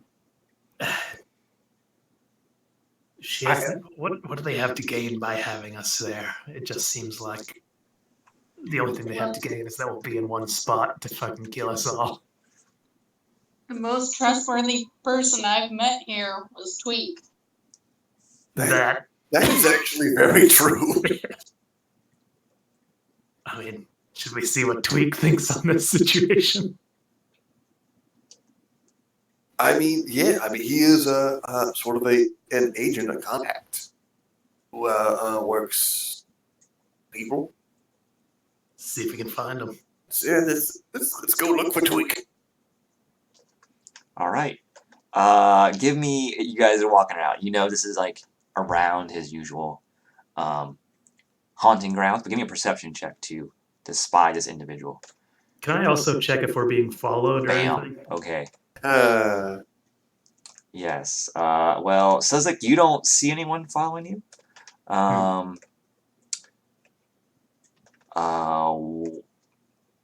Alistair, you get the feeling that someone is watching you, but you can't see them, or it's just like a sixth sense sort of thing. Like someone is observing you, but they're keeping their distance. Aja, you also feel this. But all of you managed to find Tweak in short order. This ridiculously large coat he wears, despite the heat. And when you approach him, he goes, "Oh, hey man, I remember you. Who are you again?" I want. So I'll make like big mouth movements like I'm to talk, whatever, and I'll message him. Watched. That. Don't worry about it. But invited to a secret meeting with the leaders. Do they ever do this And do they kill people? Oh man, he's like, so he's sending it back in his mind, like, wow, man, this is weird, man. This is far out, man. Right, question. Man, you guys got into the. Sorry, I mean, he's transitioning. He's like, you guys are, come up and Rydal since I last saw you. What happened, man? You were just Tweak, it's some, been like like, a day. random nobodies from Stormhaven. Now you're meeting with the king and queen. Rydal. It's crazy. I'll like look. This is like fucking right. Also, like I'll just take out like my dose of rush and like act like I'm like looking at it, and I'll leave it, mess again. Just answer the question. Do they have these types of meetings normally? Do they ever kill people? Oh, sometimes something big goes down. They get together and talk about it. Sometimes it is to kill someone. But if you're invited to the meeting, they sort of guarantee your safety. For the duration of the meeting, I assume. You would just still right. Are He's you not saying this talking out about- loud to him? Because he's saying this. He's replying to you via message. Yeah. This is all. I'm just like, so far we've like come up, and he's saying like, "Hey guys, how you doing?" And like, I just pulled out a bottle of rush, and I'm like, examining. How's the rush treating you, man? Okay, out loud I'll say like, "Oh, it's quite good. It's pretty effective. Very good. For the old reflexes." Yeah, man. Really brightens your day. Want some more? You know what? I think we're good, buddy. Okay, man. Got anything else? Don't be so hasty there. I got other things besides rush. Okay, you have my attention. I'll take 4 more. Okay, and I believe 4 drugs, please. it's like, yeah, 4 hits of rush, the gold piece that comes to and she's like counting on his fingers, but he like should be hard. You're a drug dealer. he overcounts and then goes back and he goes, it's 4 gold. And he opens his coat up, one side of his coat, and there's a bunch of pockets inlaid into it. And he pulls out these like rolled up paper that, and there's some sort of plant material in there that you recognize as rush. Yeah. So to go over, take the rush there, pocket it, real discreet like. Oh, excuse me. You don't And gotta. Anand is going to message Alistair and ask if he thinks Tweak has anything that would be suitable to make into some sort of weapon. Like if they could, bottle it and throw it at an enemy or something. Like an AoE rage. Oh boy. I'll Oh goodness, this is a good idea. Well, not that one, obviously, but That'd be awesome. If he's got like a slow down kind of drug. He's that talking about they like, could I got some downers. new stuff, man. I got some downers. I got some that'll make your skin glow, and people will like you a whole lot. Ooh. Oh yeah, that's what I need is some more charisma. Heck yeah. My charisma's 20, just for the record. Jesus. I'll pretend like I'm like tasting the rush. Again, the quick look. Even. Do you have anything like work words or thrown at somebody? Maybe worse fighting some. Maybe some of these any experiments you've done yourself. Oh Would, man, I wish I could help you, man. How about something that makes people sleepy? Just what? You might try someone else, man, who's not a. And he like, even though he's messaging you, he like leans in close. Someone who's not a licensed distributor of the King of Aces. Ooh. They do exist, but they're in the seedier parts of town. They might be able to cook us up something like that. But Wait, King of did you Aces say- has rules, man. I can't be selling you stuff they'll use to harm other people with. Only yourself. That's how it works. Yeah. Hey, Tweak, can I just ask, are you a two? I Are don't you, know. are you a two of it? I'm sorry. He doesn't understand, and I don't understand as well. No, I see, like, there's like the King of Bay, King of Ace. Is this easy? Like the two Yeah, he's a A's? 2. Like Oh, He's the Joker. I don't know what my position exactly is in the organization, man. Then If you're there's a like 2. a flow chart or something, I don't know where I'd be on that. I do all right. Should we do? Thanks, Tweet. You're a weird motherfucker. I like it. Hey, man, everyone's a little bit weird. Sure. Well, you've never steered us wrong from where I'm standing. You're our lodestone, Tweak. And he says, well, thank you, man. And he like hugs you when you say that. Okay, that's no touching. No touching. Oh, I understand. It's like, Well, I see a queue has formed behind you. If there's nothing else, there's literally just one person behind you. yeah, sorry. If there's nothing else, I got a waiting customer. Oh yeah, business is booming. Sorry, Tweak. Excuse me. Of course. We'll take our leave. Have a good one. Take care of yourself. You too, man.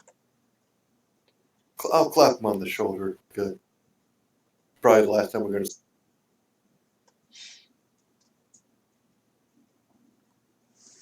Head on. So did he have anything useful to say? So they do have, and I'll do the. First of all, would be You're almost. cutting out. Okay, I'll message this.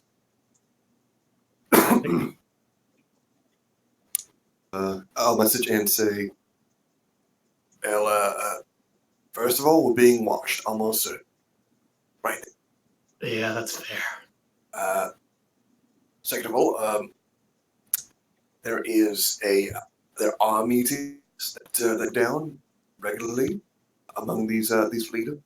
Sometimes people do die, although according to Tweak, if you go there, you have thieves honor thing going on where they don't.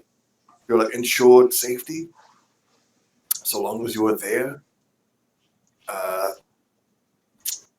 Otherwise, he was mentioning that there was not really damage someone else in terms of his drugs. That we may want some specific king of spades. Oh, no, so he works Aces. for, sorry, I meant to say King of Spades all the time. Oh. So he works for the King of Spades, who was the drug kingpin of, I got 2 in the character messed up. The drug kingpin of Rydal. He's officially licensed to do so. So he's like a legit drug dealer, even though he's crazy. He said if you want something that affects other people, other than yourself, you need to find someone who's unlicensed, who's not regulated. Oh yes. Now this sounds like fun. Oh.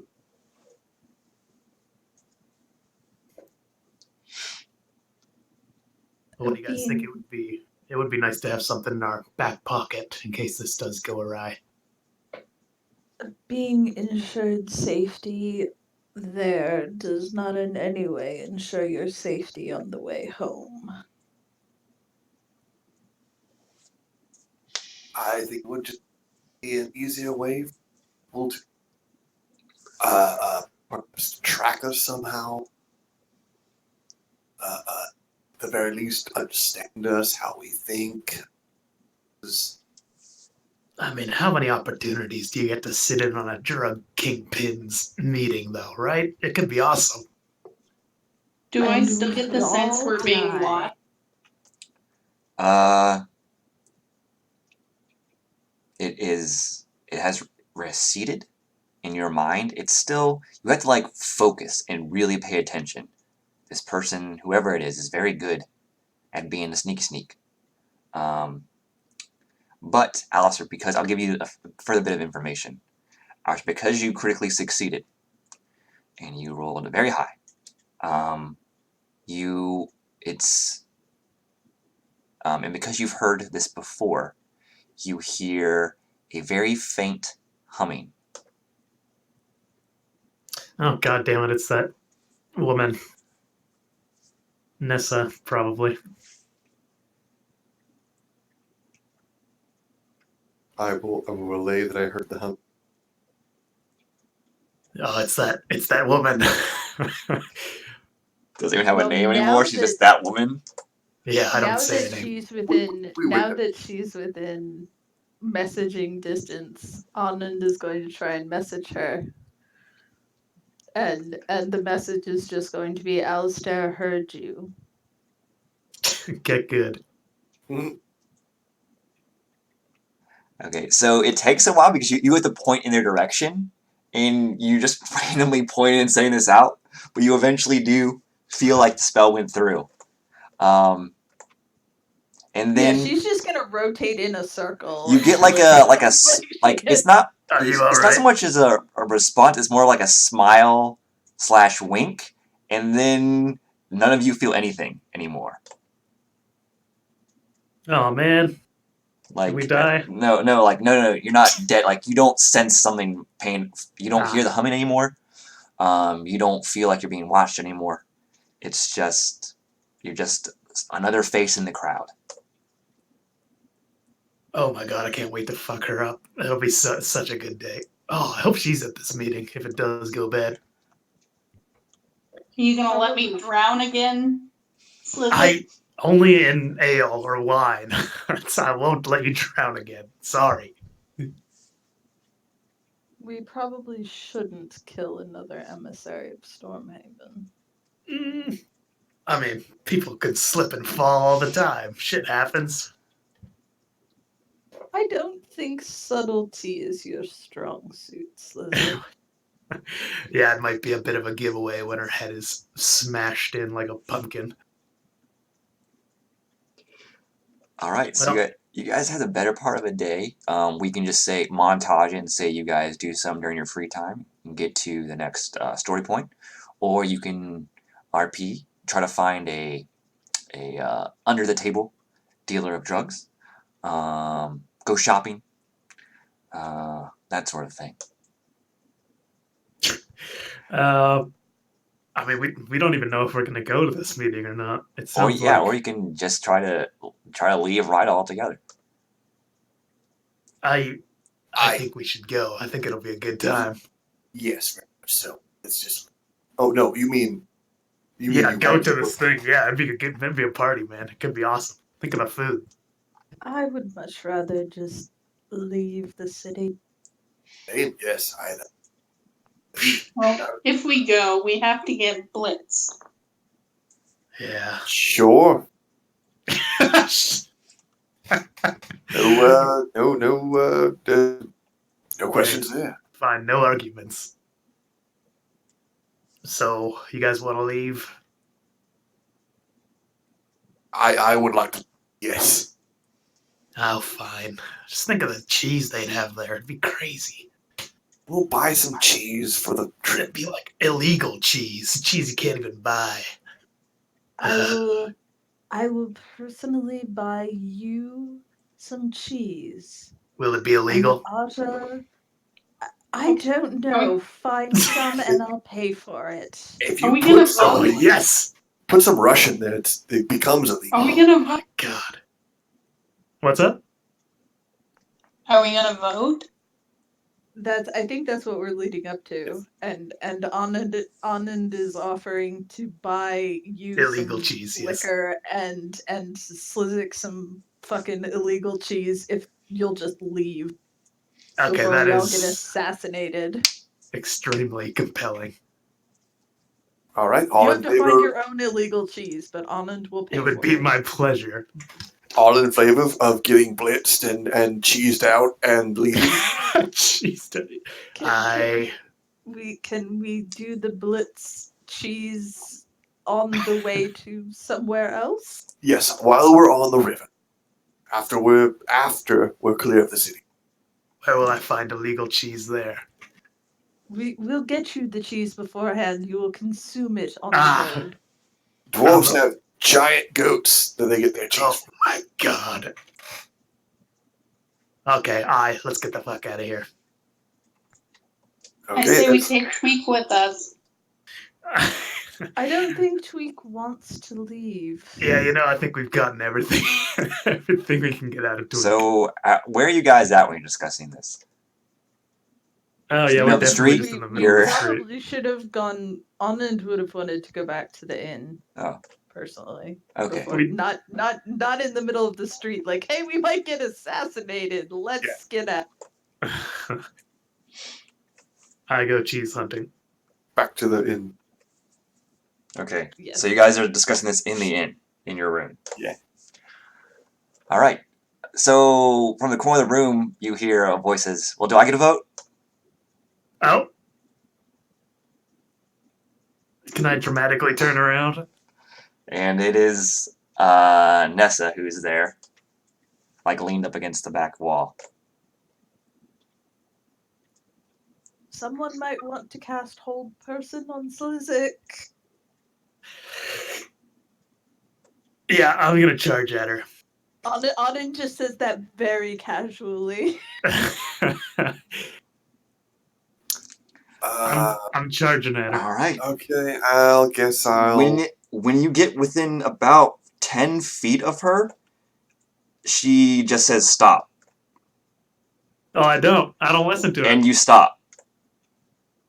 Are you sure I do? Oh, that's right. She's got mindfuck powers. You are like, it's like it's like you're pushing against an invisible force field around her, almost.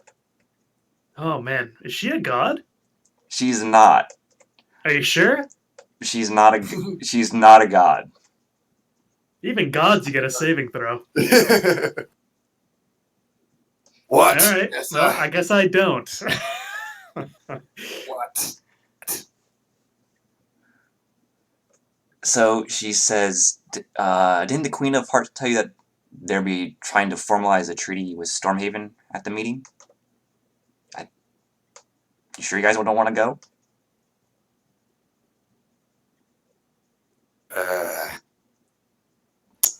I feel pretty very real price on my head. Yeah, we don't have much to gain. Yeah. She says, about that. Oh, I'm held. No, you can move around. If you try to get within 10 feet of her, you're fine. Oh well, I keep running Yeah. at her. So you can just circle around her, but there's like a 10-foot radius around her that you can't cross. Yeah, I keep trying. It's a very good visual.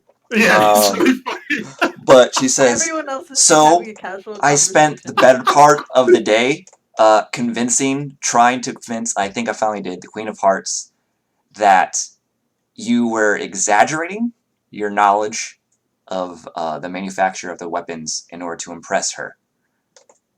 And so you shouldn't have anyone trying to extract the information out of you. And I was following you guys just to make sure no one approached you with bad intentions. I'm like up on the second balcony, about to jump off the balcony to try and get at her. But before I do, I ask, What exactly do we have to gain by going to this? And then I jump off, and I'm assuming I bounce You off. just bounce off of it. Yeah, Down!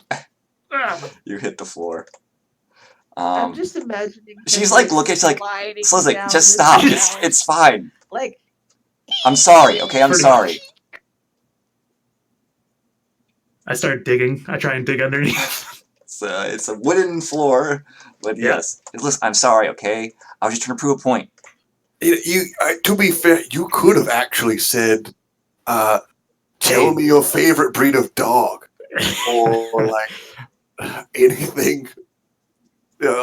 Or like, how about tell me your best recipe for scrambled eggs. But I guess you made your choice. Yeah, you did.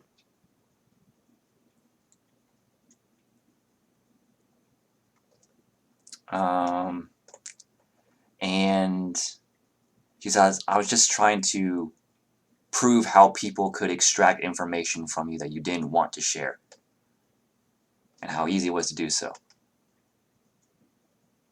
to be fair, Slizik, you haven't lost any esteem with us.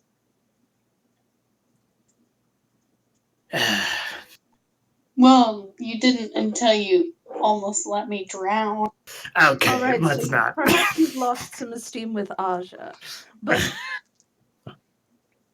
that's unrelated. It's the principle of the thing, really. I agree with you on the principle. He but says, consider that she is valuable. Well, how about this? You tell me your darkest secret then. Nessa. Think that's only fair. she like thinks for a bit,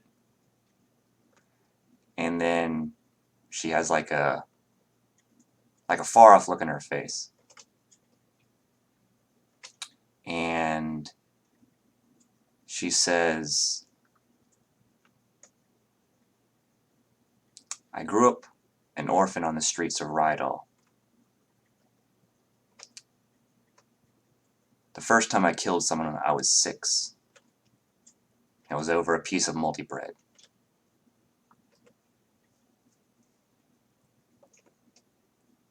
I told him to. It was another boy. I told him to give it to me. He said no. And then I said it again.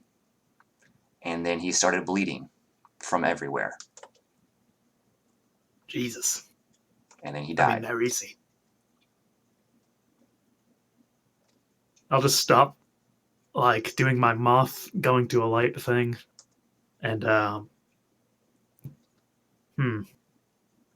he still looks pretty pissed off. He's kind of doing the breathing heavily, especially because he just tried to dig a hole and jump off a second banister, but... We've all done bad things in the past, Isaac. But it's not who you were that's important. It's who you are now. And who you're striving to be in the future. It's a couple deep breaths, I guess. I'll probably just go and ask her what are you drinking? Well, she would say, It'd be wine. yeah, it'd be wine. She would drink Elvish wine. I'll just grab a bottle of wine and kind of start to approach her. And I'm assuming I probably bounce off for just a moment. No, this time I'll you're just look at her. If you come with like intent to kill, then you'll. But yeah, you're fine. I'll go forward holding the bottle out to her. And then I'll pretend to drop it and try and punch her. But I don't. I'm just kidding. There you go. I'll just give it to her. Cheers. To shit pass and better futures. And then she says, I'll drink to that. Don't do that shit to me again, I swear to God. Nyrisi, rather. She says, I won't. Well, as I said, well, did we have anything to gain by going to this meeting? Because it doesn't seem like there's much. If you don't have to go. I can go in your stead. And just Stormhaven needs an advocate there. I agree. And I was planning on going to Stormhaven soon anyway, and that's why I was gonna go see what they, or rather, I was invited. I was gonna go see what their terms are and deliver them to the city once I go up there. Well, after all, you are a bard. So I'd imagine you're better than any of us at persuading and other people to your point of view, right? Yes, they don't like it when I use the voice on them, though. Well, no, just your good old fashioned charm. But that ought to work. I We- think she has a point. We did go through a great deal with Nessa, and it would certainly weight things in favor of Stormhaven if we went.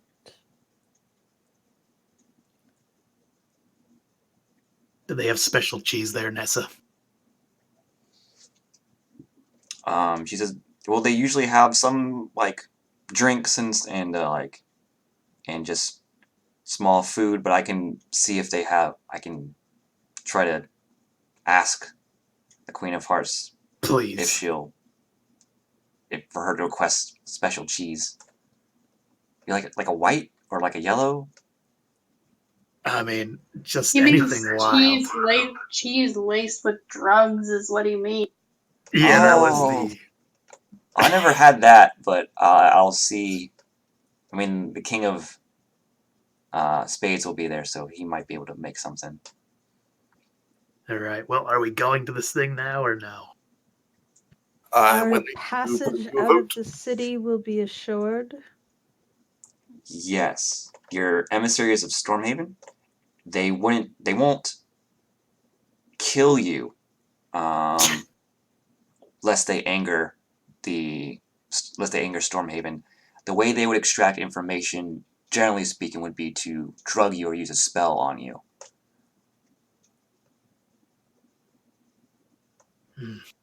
Well, I'm down to go because I think it'd be fun.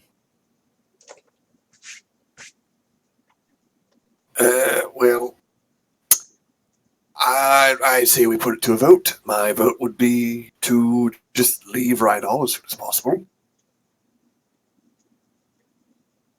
I mean,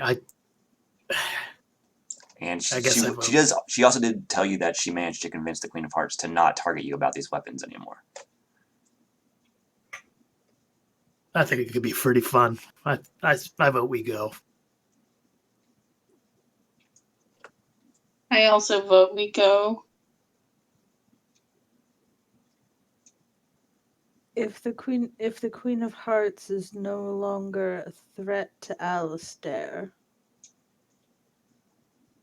and you do not believe that any of the others will seek to move against us, So, Actually, then one question first. Will we be stripped of our weapons before going in? no, but there will be powerful warding magic in place to prevent damage to the kings and queen. And also, it would be really, really bad if you tried to attack one of them.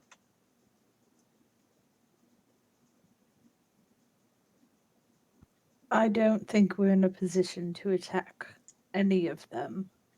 My concern is whether they will attack us. Oh no, you will be there in official capacity as a Stormhaven emissary. Then we should go.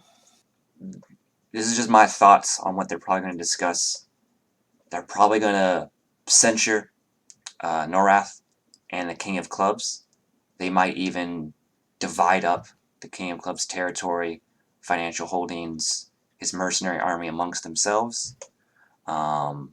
Refuse to do business with Norath in the future. And probably give Stormhaven favorable terms in trade and transport. Then we should go. Well, all right then. Let's go. Oh, I'm so excited. All right. By the way, do you know of a seamstress? I seem to have developed a rather obvious rip in my garments. As in, there's a big ass hole through everything Anand was wearing. Oh. Where She says, she was- she says, what happened? Now, when you say it's stress, a long story involving a very unpleasant sea creature, and I would just like to get this. Yeah, this room smells vaguely of seawater. What's up with that? Sea monster. Yeah, I can show you around. That would be much appreciated. That's what Anand is doing. Montage! She's gonna get her clothes and armor fixed because there is a big ass hole right to It the doesn't. It doesn't cost much just for it to actually have monetary value. It's about one silver to get the clothes repaired and 2 silver to get the armor repaired.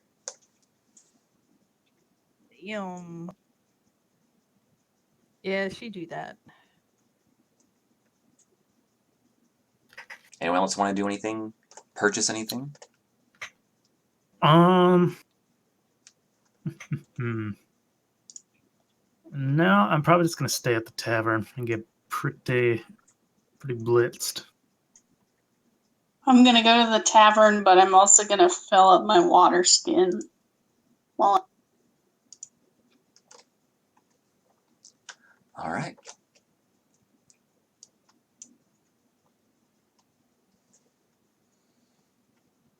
And anything else in particular? We can just skip to the next day. Guys, get another long rest. Sweet. Nessa won't stay in the same room as you, but she'll get like one next to you.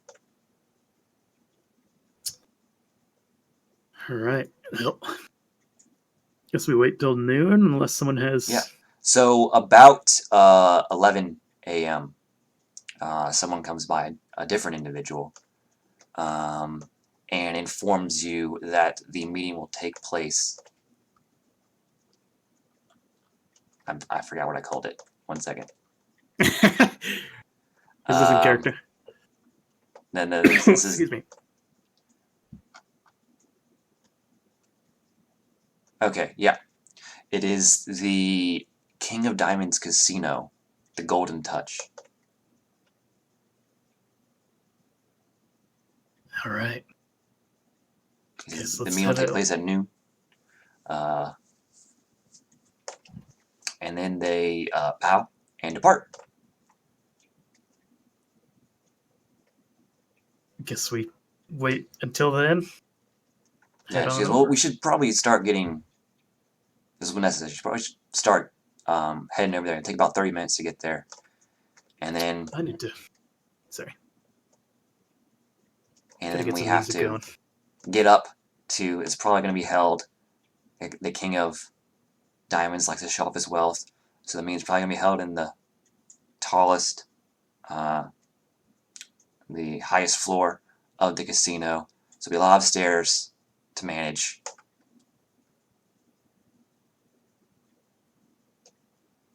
I think I can handle it. So you can just so you can thoroughly appreciate his flaunting of all of his wealth. What an asshole. Power move, though. Oh, wait till you see what he looks like. Does he have a scar? No, he has a gold mask studded with diamonds. Not my style. Tell you what, could I, while other people were getting their stuff, could I get a scroll of levitation? Yeah, that is... I believe it's a first level spell. Levitate is a second level spell. Oh, is it? Yeah. Never mind. What's the first level one? Is it There- Tinsel floating disc? There. That might be I it. thought that was. No, I thought that was later on. Okay.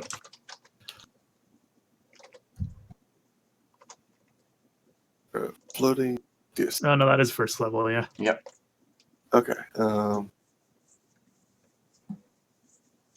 And But it's not like Floating levitate. disc. Levitate will actually let you rise and increase your distance from the ground, and you can move side to side. It's not the same speed as flight or as fly, but it's essentially the same spell. It's very slow. Floating disc is only 3 feet above the ground and can carry stuff.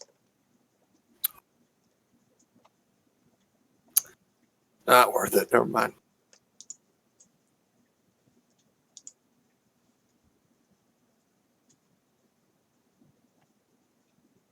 And it can't move across something if its elevation is 10. Elevation changes 10 feet or more.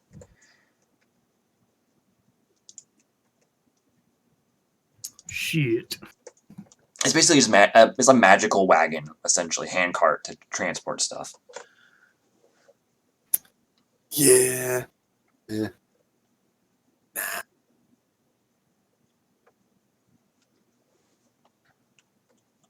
All right, and so you guys make your way to this the rich part of town, as it were. We're talking like, whereas before it's like dirt, muddy streets, occasionally a cobblestone path in front of the more well-trafficked buildings. But as soon as you come in to the rich district, you know it immediately. There's like a giant archway you go through. There's guards at the archway, sort of looking at everyone, anyone that dares to enter. They seem to recognize you and allow you to pass despite your somewhat shabby dress in comparison to most of the other people walking around. Just neatly tiled and clean streets, ordered rows of buildings, rather than the sort of haphazard way they were constructed throughout the most of Rydal. The buildings themselves are stone and well made. Not quite to the standards of Stormhaven, but definitely the best you've seen in Rydal so far. And then just in the middle of the rich district, almost sticking out like a sore thumb, or very tacky thumb, is this building that is the white marble, and it's about 10 stories tall, and it's capped in gold. It seems to glitter in the noon sunlight.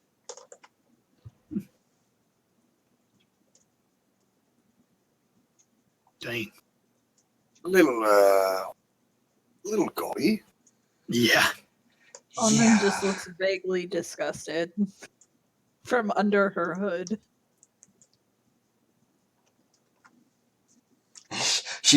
Nessa just sighs and says, "Yeah." All right. Continue on. And you make your way up to the building proper. You see, you pass the occasional guards walking by. These are individuals clad in chainmail, with shields and spears and other weaponry, and they appear to be keeping the peace, as it were.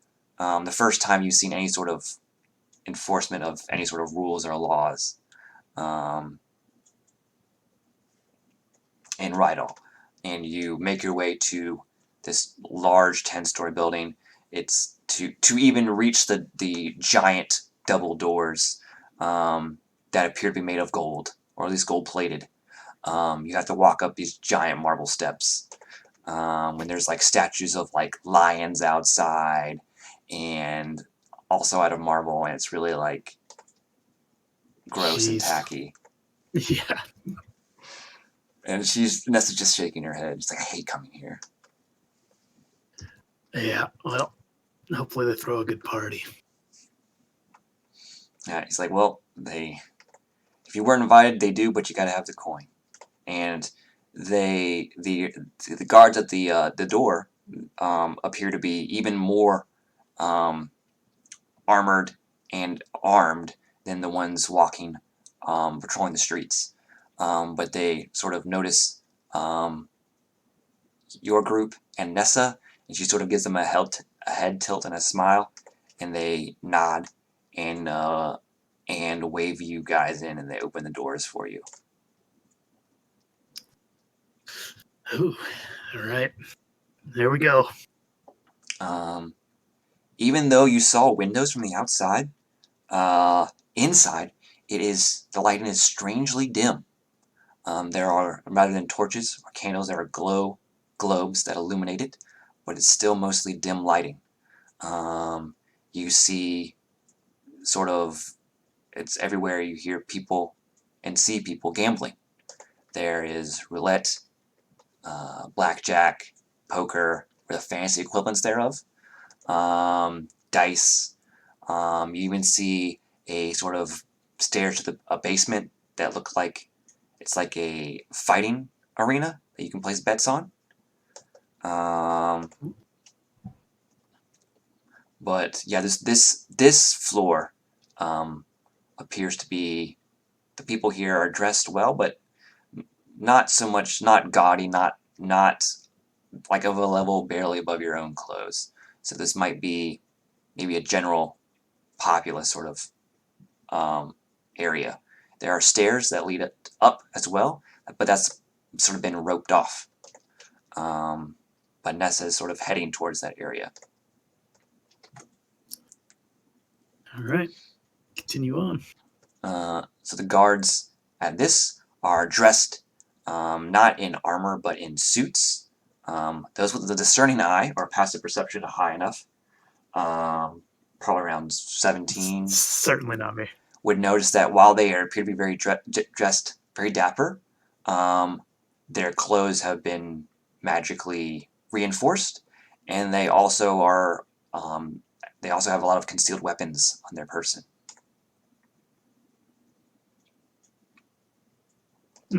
But they let you through as well once they sort of see your group approaching. And you guys continue to make your way up to the 10th floor, each floor getting more and more ridiculous and more exclusive until you get to the 9th floor, where it's very plush, and it's very well carpeted, and there's dark woods, and it's like the smell of sweet incense or cigar smoke. You see people sipping alcoholic beverages, of which people are pouring them from the bottle.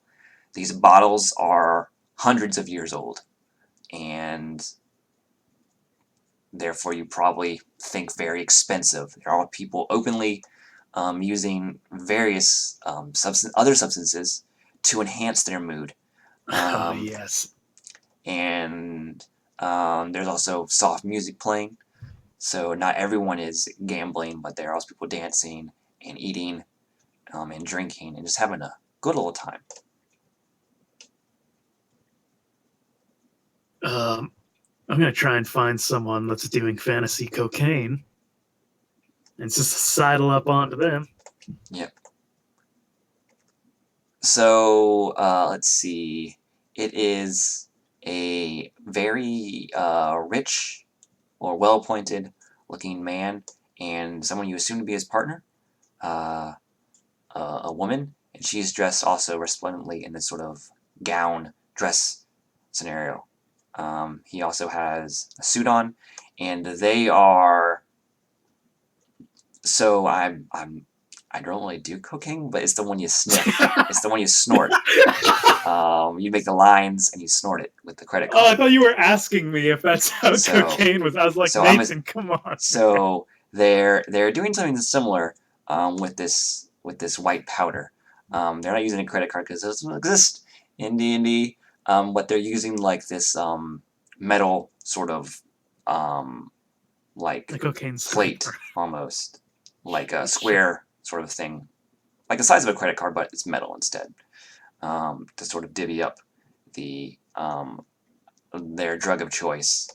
And when they see you saddle up, they sort of look at you like quizzically, but a sort of very well-dressed attendant comes over to you and says, "Sir, the couple would enjoy a bit of privacy, but if you wish to engage in the same activities as them, we can provide that for you."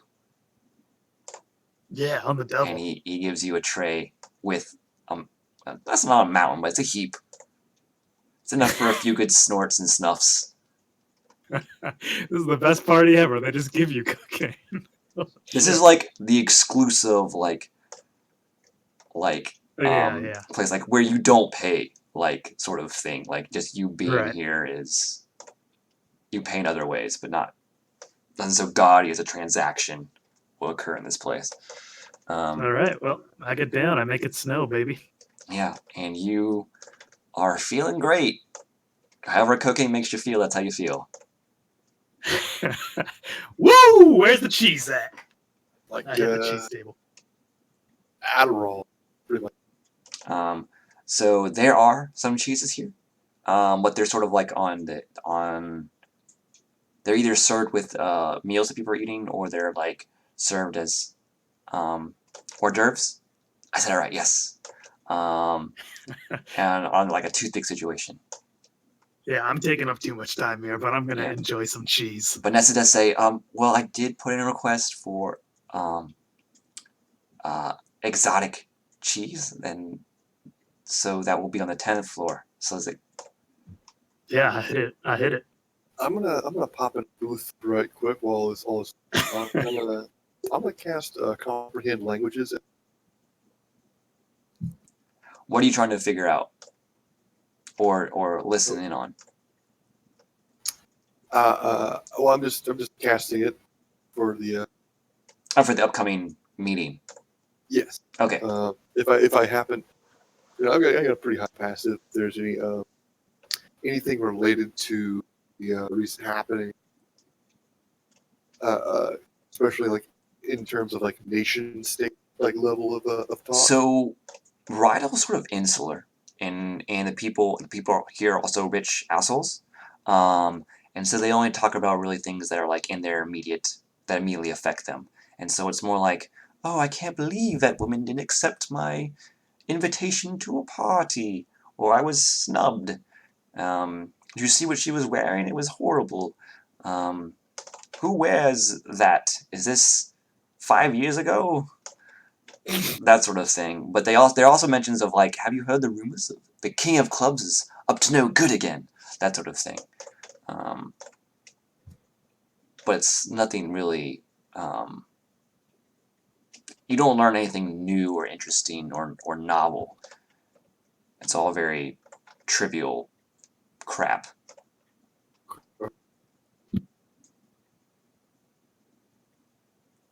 Ears open.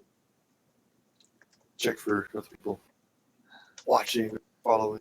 And yeah, so you guys make your way down this long hallway now. That is somehow you don't know if it's magic or a trick of the architecture, but you're in this massive hallway now, supported by. Well, not, but it's this massive hallway, and it's leading to, it's like a red carpet leading to a door at the end of the hallway, and Nessa just says, she just sighs and says, "Just prepare yourself for the last floor. I just can't." Oh my god, is it better than this one? Worse. Better. And she's like, you haven't seen anything yet. And then these guards here, like whereas before they were wearing like suits and look very nice, these guards here are built though. They're like wearing full plate. They have that's like magically equipped. They have like these giant tower shields, visored helms, magical weaponry. They are very imposing. And then when they see you, they nod in acknowledgement, and one turns around, and it's this giant dark wooden door. But he puts his hand on it where there's no knob, and he puts his hand on where the knob would be, and then you see like this glyph appear over the door, and then it opens for you. And when you step inside, you are all pretty much blinded for the first couple of steps or seconds as your eyes adjust to the brightness. Whereas before it was like dim lighting and stuff, this is like bright light that these glow globes are emitting, all the better to reflect the sheer amount of gold that there is in this room. It is, except for the floor, which is that polished white, immaculate marble, it's gold all over, gold all the way down. This hallway that you're now in is huge. There's white marble sort of I forgot the word. Pillars that are supporting the ceiling, capped, and the foot and head are capped with gold. And these alcoves are white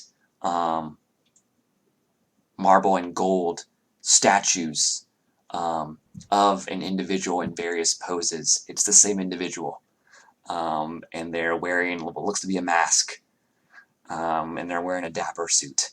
Jeez. And she's just shaking her head. And this goes on. You do see doors like side doors that lead to other rooms, but they're closed. But you guys are just walking down this giant, obnoxious hallway until you reach another door. This one is golden, and it opens for you, and opens for you automatically when you approach.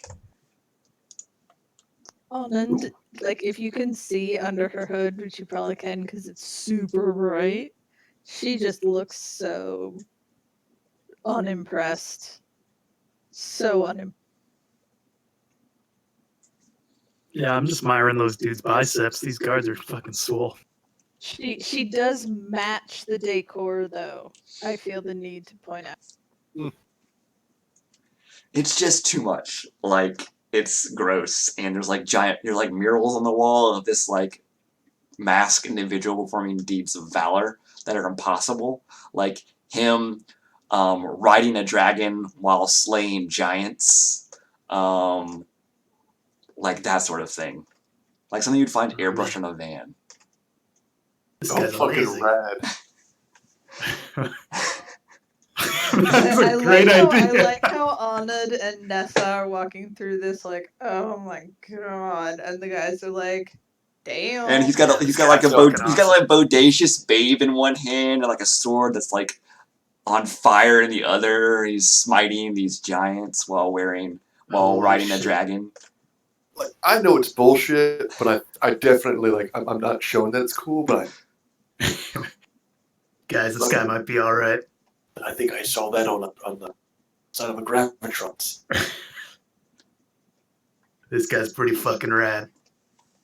And yeah, it's very tacky, but yeah, for some people, for other people, it's rad. But yeah, you come to this door. It's gold, but it's other than there's carvings in it, designs and stuff. But and you open it opens automatically when you appear. But the room you're now go into, it's more. Well, it's not as much as the room you were just in. In fact, it's quite sparse. It's dim once again, and there's this large sort of table there. It is a dark, rich wood, sanded and polished, and sitting at the table are a number of individuals. There is one wearing a very immaculate three-piece suit with this golden mask covering their face.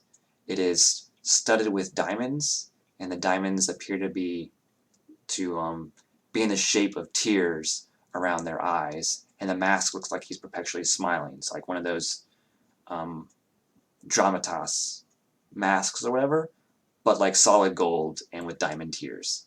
Another individual is wearing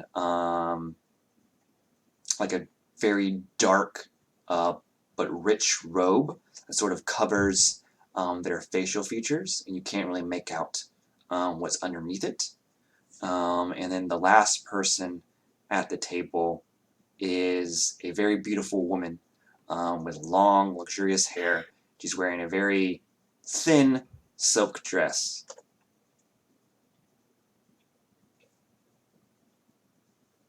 Well, we're here. Anand takes her hood down and just sort of nods, but that's the most that she's giving you. Aja looks kind of disgusted because it, in a fucked up way, it reminds her of her parents. And when you guys announce yourself, the woman turns and looks at you, and it's the face you see is like, you thought Anastasia was beautiful, the queen, not your current party member, but this person is like impossibly, like, she was still within the limits of human capabilities. This face you see is impossibly beautiful. And then the person that belongs to you is, well, thank you for accepting my invitation. It's so good that the emissaries of Stormhaven could attend this meeting. But the mouth doesn't move with the voice. In fact, it's sort of placid. This is a very pleasant-looking smile on the face, but the mouth wasn't moving. There was no other facial sort of animations to indicate a person was talking at all. But we do hear it, like with Yes, we our do ears. hear it. It's spoken word. Okay. They might be using Alistair being a mage, they might be using disguise self or something similar to alter how they look. Sad. All right, and there are 5 other seats at the table for you guys. Nessa will stand behind you. The 5th seat is for Anastasia. But I sit close to the golden mask guy. all right. Did you really choke out that dragon while giving a pile driver to that hill giant? He says, well, it's a pleasure to meet you too, Mr. Salazar.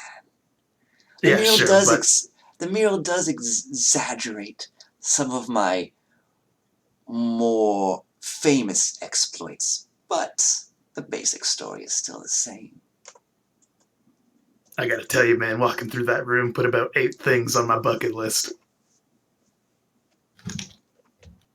Pretty impressive.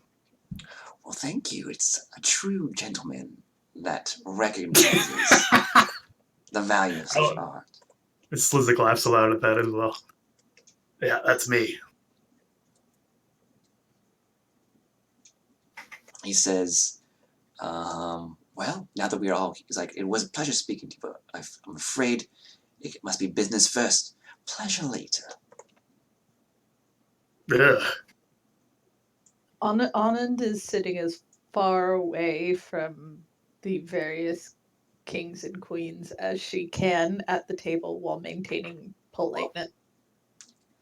And he says, well, now everyone's here. Let's introduce ourselves. We all know who you are, but it's polite to do so. He says, I'm the King of Diamonds. And the masked figure, it's like almost a whisper coming from the hooded figure. It says, I am the King of Spades. And then this beautiful voice comes from the woman and says, I am the Queen of Hearts. And they're sort of waiting for you all to introduce yourselves. Slizik. Professor Alistair Winthrop Belfontaine. Anand Rick Morrow. Aja Roston. And then I'm going to take a drink of my swill. Oh. He says, he sort of smells it, and you can't really see it, but you can almost feel the nose crinkle. He says, there's no need for that. We have much better beverages available. And as soon as he says that, a figure steps out of the shadows with this immaculate, like, handcrafted crystal bottle of this, what only you can assume to be the finest alcohol that you could possibly drink. And then I will take that, and then I'm going to drop a bit of my swill in there like a Jaeger bomb. That's a move. And That's while you pretty guys, good. Nessa says, Nessa Donovan. And then says, yes, of course. Duty as a host. If you would like any drink you could possibly imagine, please let me know. Or my associates, we will write it for you. There was also a special request from one of your members about certain kinds of cheese, I believe. Yeah, right here. And it is a platter full of various, like, I was told simply to bring the most flavorful and exotic for you. It's beautiful. It's a platter. There's like, they're not whole like circles, but they're like nice wedges of cheese, and some are cut up, but there's also full wedges there, and there's about 10 different types. Oh my god. And each one is one you haven't seen before. This is amazing. Thank you so much. Well, this is what I'm doing. You guys have your talk or whatever. Nom nom nom nom nom. All right. And so the meeting sort of comes to order, and they say, the King of Diamonds continues. He says, "It's come to our." So I'm sure he says, "I'm sure you all know of the King of Clubs' recent attempts to upset the balance, the fragile peace we enjoy in the city of Rydal, due to the efforts of the Queen of Hearts and her agents." And he nods at Nessa, as well as the emissaries of Stormhaven. He nods at your group. We now know that this individual, that the King of Clubs, was receiving backing from the city-state of Norath. The fact that Norath would deal exclusively with the King of Clubs when they are aware of the rules of this city is a grave offense and a slap in all of our faces. And then he says, as such, it's not merely enough to censure both Norath and the King of Clubs. We must ensure that this never happens again, lest people begin to question our power. He says, as such, I'm proposing we strip the King of Clubs of his influence, his financial holdings, his material wealth, material goods, and he's a lot more eloquent than I am. Than I am. I'm having a brain fart. So, but essentially, they're just destroying everything that this man had. And we'll divvy up his mercenary army amongst ourselves. And we will be no longer the 4 kings and queens of Rydal with a 3. We would also divvy up responsibilities to the areas he oversaw as well. As far as Norath goes, I propose that we ban their ships from entering our harbor or using our waterways.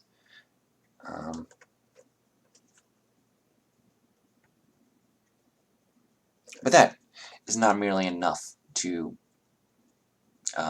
show the Norathians our displeasure. Rather, I believe there has been rumors of a war brewing between Stormhaven.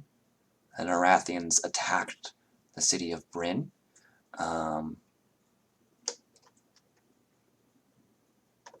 And leveled it, and Stormhaven, in response, is going to war with Norath, if my information is correct.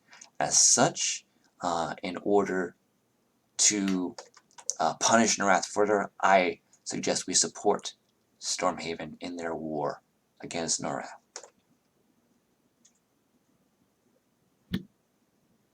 And the other rulers are in agreement with this.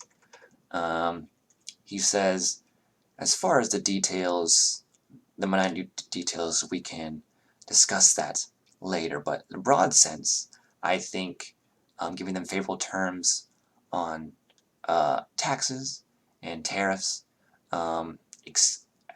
providing ships for transport, maybe even providing manpower, and some of our armies can assist them as well. Is there anything the emissaries of Stormhaven would like to add at this time?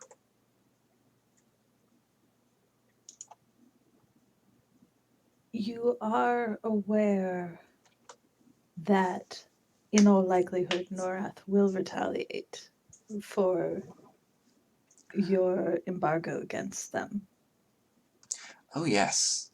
While we are well equipped to protect ourselves on the sea, we will have to trust in our Stormhaven allies to protect their interests in the city, on the land.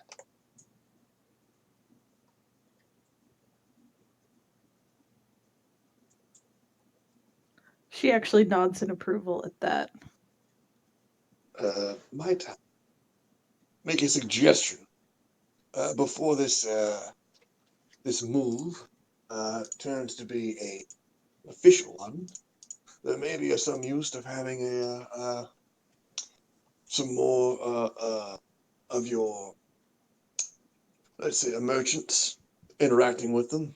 Perhaps maybe some food supplies are not to their recipients' liking. Like they may cause a little bit of a disturbance. Perhaps the any illicit substances may be dosed a little harshly. Maybe they cause oh, I don't know if there was any new developments within the that department, but maybe they get spiked with a little something to make them not so friendly to each other. He says, well, I appreciate your way of thinking. Certainly, it would be most effective to do so. Norath as far as food goes, Norath is self-sufficient. The shipment of drugs and other mind-altering substances is regulated, but I suppose the King of Spades could change up his formula a little bit in the things he sends them.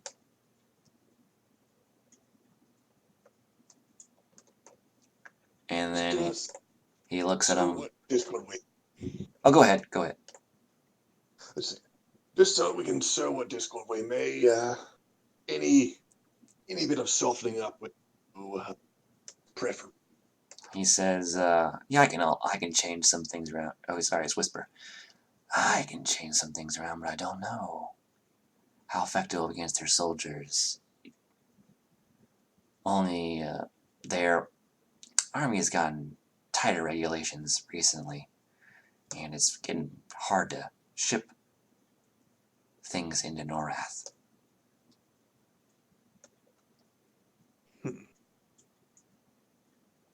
Like, but I suppose I can tweak a couple of my products.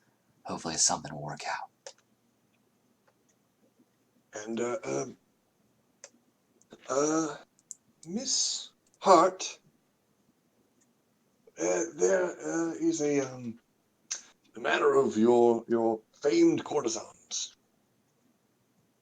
Are they sought across this nation? Are they of such renown that they might be contracted for their services by others of high power in Norath? She says, we do get the occasional wealthy individual from Norath seeking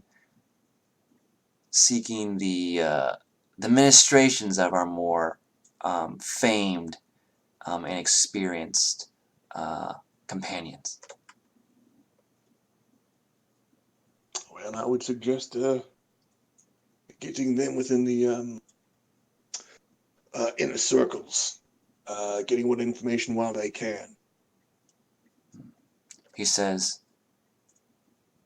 while they usually engage in such tasks, I will ask them to redouble their efforts. However, she says, the royal family, the royal Straya family, has been tight-lipped and not divulged a lot of information to the wealthy individuals from Norath.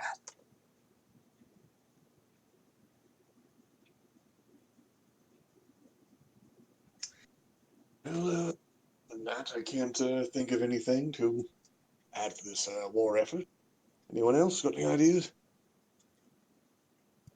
Is there anything you feel that we need to know moving forward? Well, Perhaps information you have obtained that Stormhaven has yet not.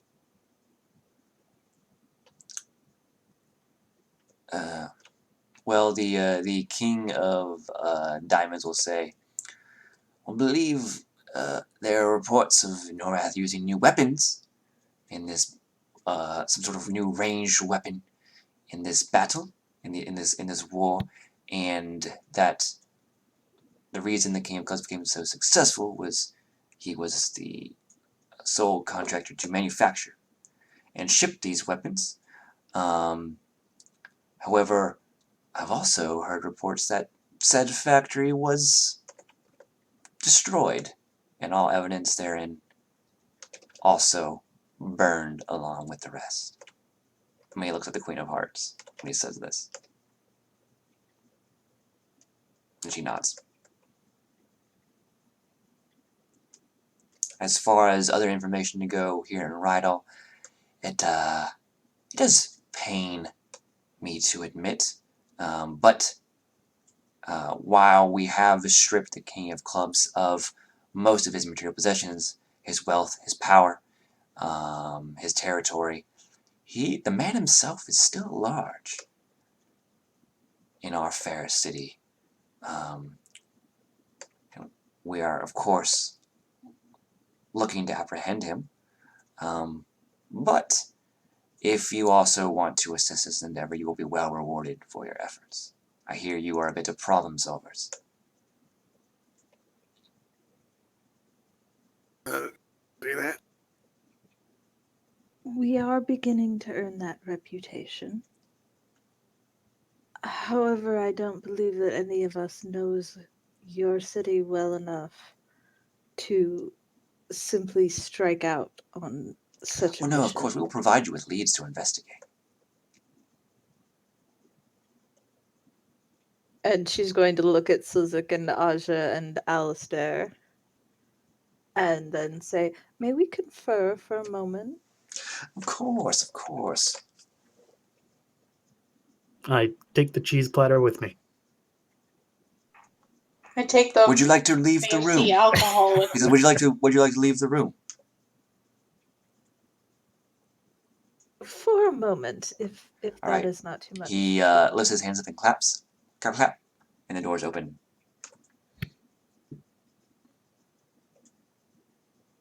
It's like, will 5 minutes suffice? That should be perfectly sufficient. Thank you for your indulgence. And he nods and raises his glass of fancy drink in response.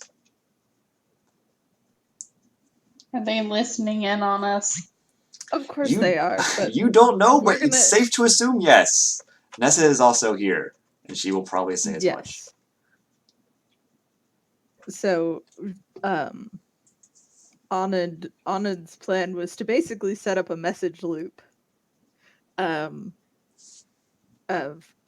sending messages to people and from people, but we can kind of just play it out like a conversation because that'll be really annoying.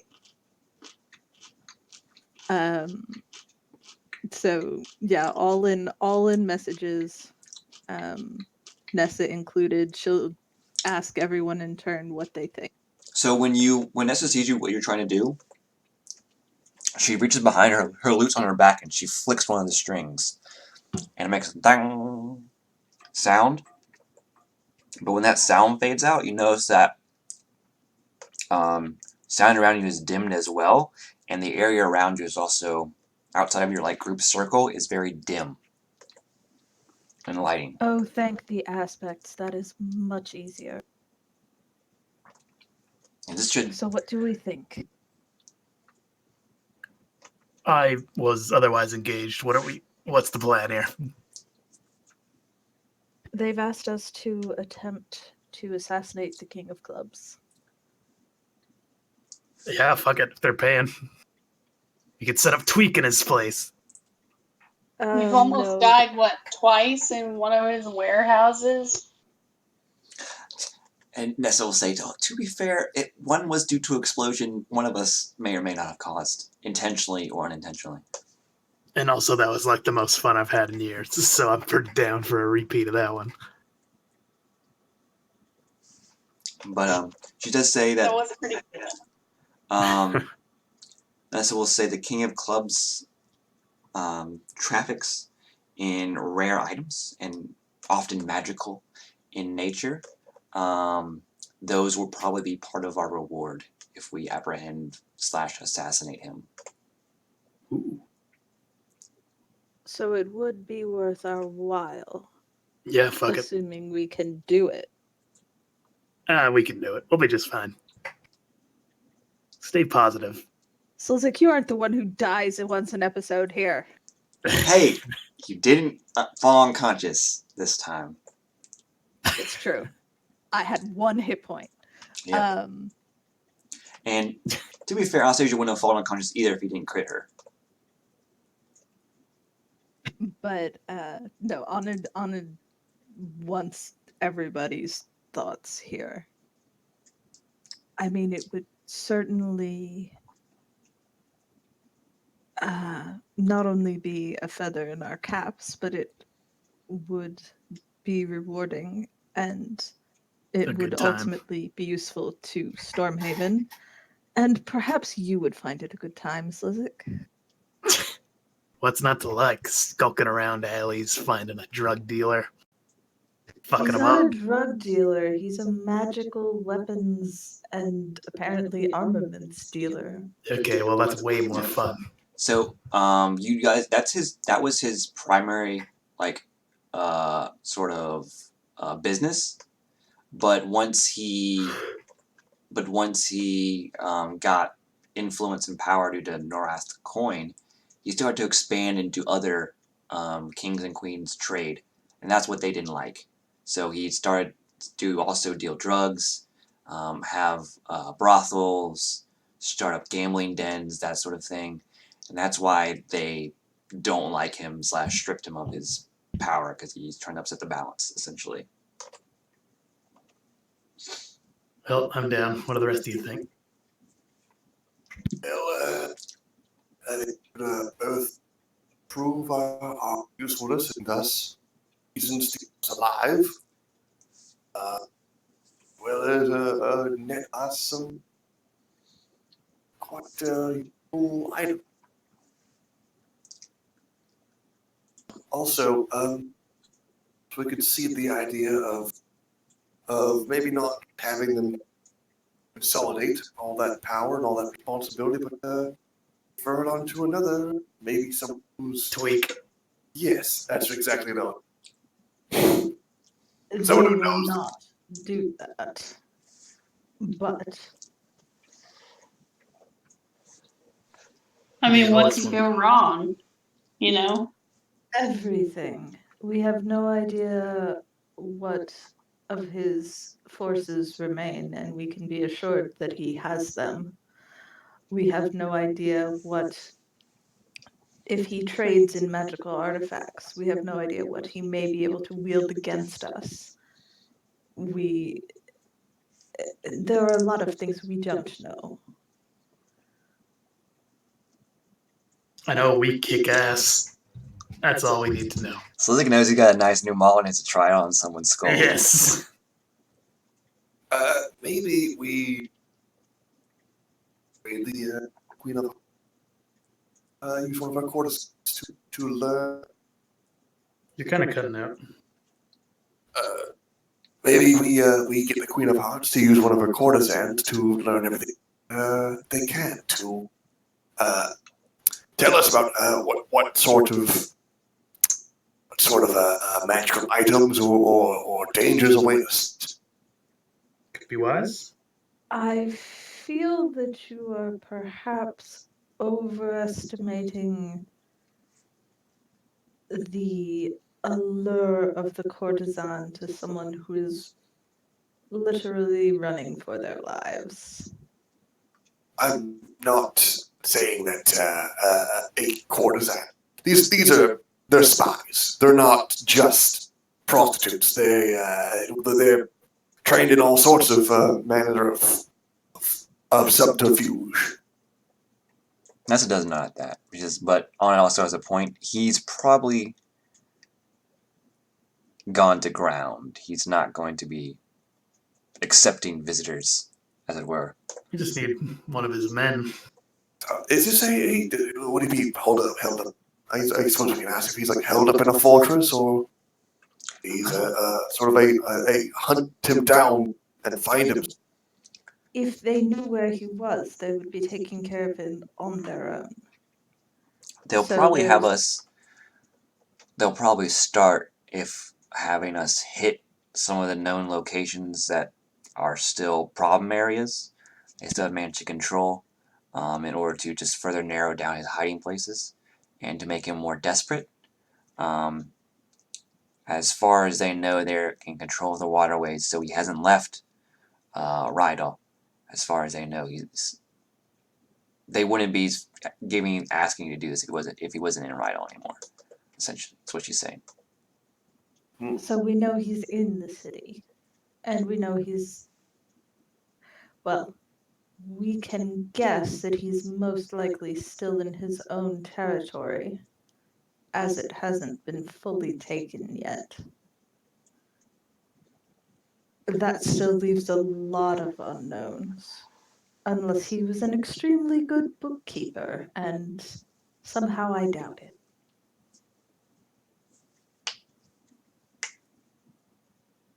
Could try to get to one of his men, see what they know. Well, if we were to learn about some sort of object or a thing that keeps on his person, perhaps one of those awful masks that they wear, if I had that described to me in detail, perhaps if I got some means of drawing or that, I could learn and cast a locate object. And we could just do this a number of times and scour the city.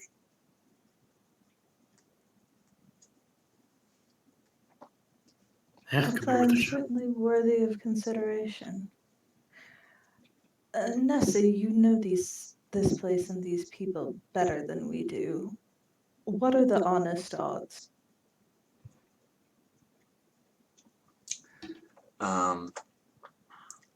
She says they are serious about.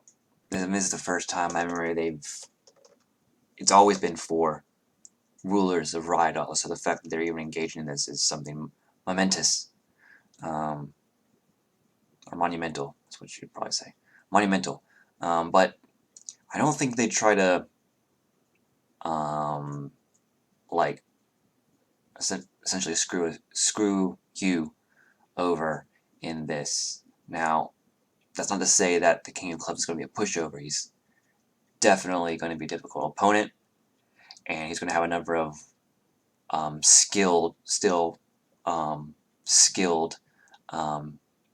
fighters in his employ. Those most loyal to him. He's probably seeking to leave the city to get out from the influence of the kings and queen, but for some reason he is unable to do so or unwilling to do so. And we can expect that any men loyal to him will be armed with those devices that he was sending to Norath. It's a possibility.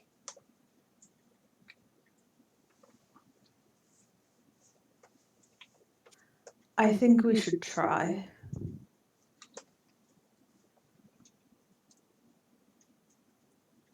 If we fail, then I suppose at least we'll die nobly. I don't plan on dying anytime soon. I still got a whole life to live. Got another 180 years in me. Well, I'm due another, perhaps, 100 myself, but nonetheless. I'll probably ruin that at some point. You've ruined it so many times already. The aspects are guiding us.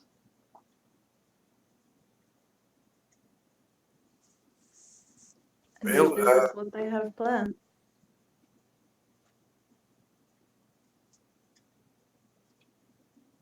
All Well, right. I guess let's go tell him we'll do it. Yeah. Did you All have to- something? Oh, Alistair. Just that we, of course, they would fund the procurement of me learning this spell. Naturally. Oh, yeah, they'll probably be willing to pay for that. And of course they'd provide the object in question. Or some semblance of it. They might. Is there a spell to nullify a magical object? Dispel magic? So to me? Does that actually take the magic out of a magical object? Yes. Actually, it suppresses it. So if it's a sufficiently powered magic item. You might know this depending on if you actually know Dispel Magic, but I believe Dispel Magic, if it's a magical item, like a +1 weapon, you cast Dispel Magic, and I believe raw, it only suppresses it for a while. Okay, cool. Yes. Anand would know that because she did attend magical university. So perhaps we should ask for the funding to procure that as well. If that is his primary method of, if that was his primary trade, then we would do well to have as many of us as possible. Unfortunately, I do not. We would have to just use a scroll. I cannot learn that one just yet. Is it too complex? Just a bit. I am on a verge of a breakthrough in my understanding. No, if it's Alistair, all you need I to do wasn't is disparaging you, Alistair, but that might be another thing worth their asking of them in return. Yeah, I'll certainly let. I think they could probably. But to that, that's to say, well, locate object will be useful, but just be mindful there are also spells like what I just did that obfuscate, divination spells. As far as dispelling magic goes, all you need to do, Alistair, is sing to it.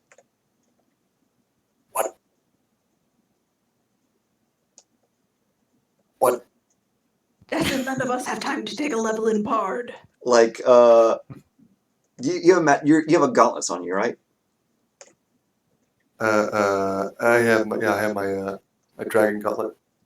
Okay, so I'm gonna look, and she just like sings in. She would sing. This one would be. She would sing in probably in Draconic to it, or Elvish. No, it'd probably be Elvish. She's singing Elvish to it, and then you feel the magic's still there, but it's suppressed. It's like weak in your gauntlets. Like you feel them like powered down almost. Going to sleep mode. That'll last for about a minute. Well, that is quite an interesting capability.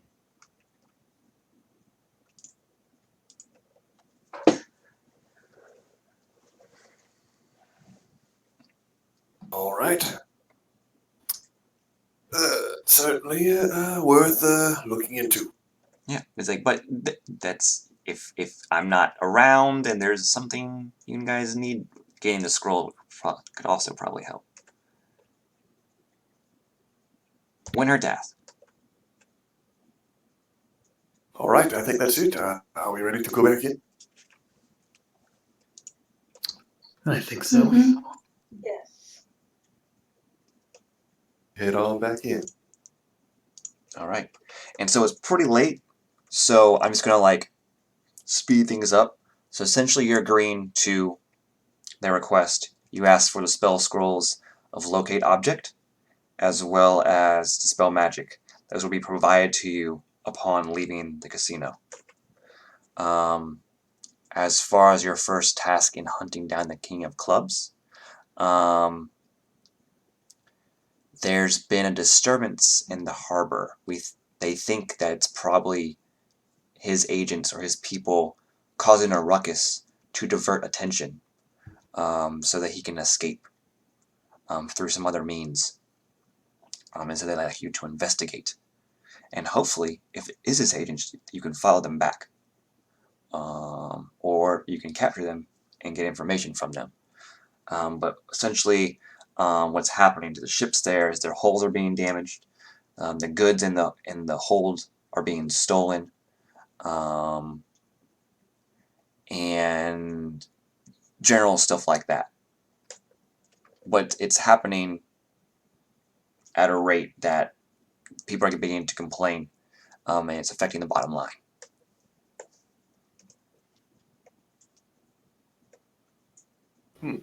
And they think it's the work, because they are the ones that run the city now. They think it's the only one that would go against them is the King of Clubs, so they think it's him or his people doing such a thing. So that's their first sort of mission for you. They say they will finalize the treaty when you are prepared to leave the city. They will present it to you. Of course, you'll be able to go over it beforehand. And if you find anything out of place or would like further clarification, they'd be willing to discuss that with you. Question. What object would you know that this King of Clubs would have on his person at all times? And secondly, would this King of Clubs be so savvy as to shield it with any amount of lead? They say as far as the King of Clubs a personal item or something he always carries with him, they say he's actually very nondescript. Like if you couldn't pick him out of a crowd. He's just, as far as they know, an average guy. But however, like the Queen of Hearts, they never saw his true face. It was always hidden by a spell during their meetings. He didn't have any sort of personal effects on him. He didn't have a nice suit.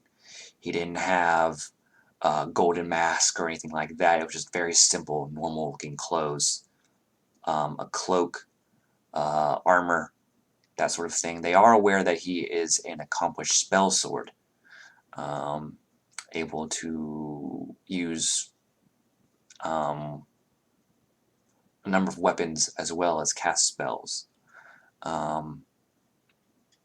But other than that, he's a very kept to himself mostly, so they didn't get really don't really know much about him.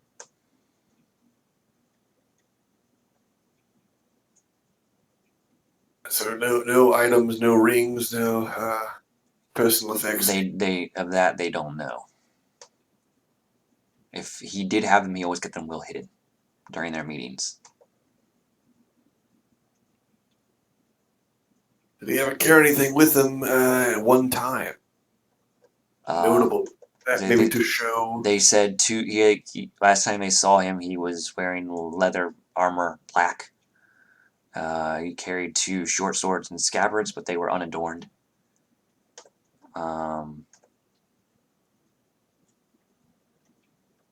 It's like they say he's knowledgeable about the arcane, and so he might be his plain appearance might be because he's expecting people to search for him using divination magic, because he dealt with rare and very expensive goods that only the most discerning individual would buy, like high-level wizards, very wealthy individuals.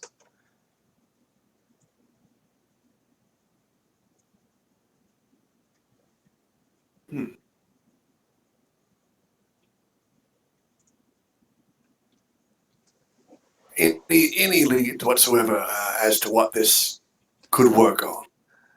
Spell. Locate object.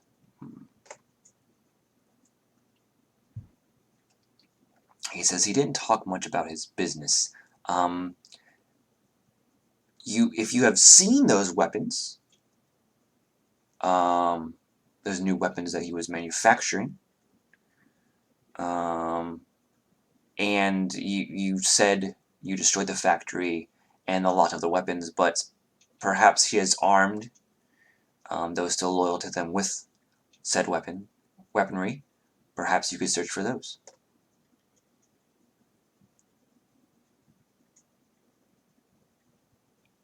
An extremely wise idea. Even if we only find them in shipment containers, it would be in our best interest to eliminate as many of them as possible, regardless of whether it leads us to the King of Club.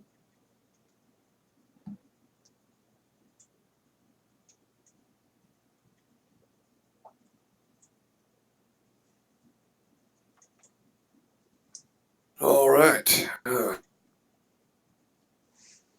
seems to be everything that we need. Does anyone else has any sudden ideas?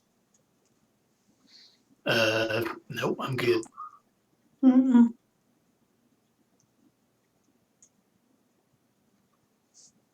Well, thanks for having us. Thanks for the cheese. Of course. It's always a pleasure to host a distinguished gentleman as yourself, Mr. Salazar. Do come by. Yeah, I'm pretty great. And Oh, yes. partake in other cheese and other partake in our other he said, are other activities. Oh my god. This is great. Yes, I shall. Well, I guess we've head out. And you guys head out into the afternoon. Investigate the harbor. Figure out what's going on over there. But yeah, so as far as session goes, we'll end it there formally. We can talk a little bit afterhand. I'm also going to end the stream. See any viewers next time.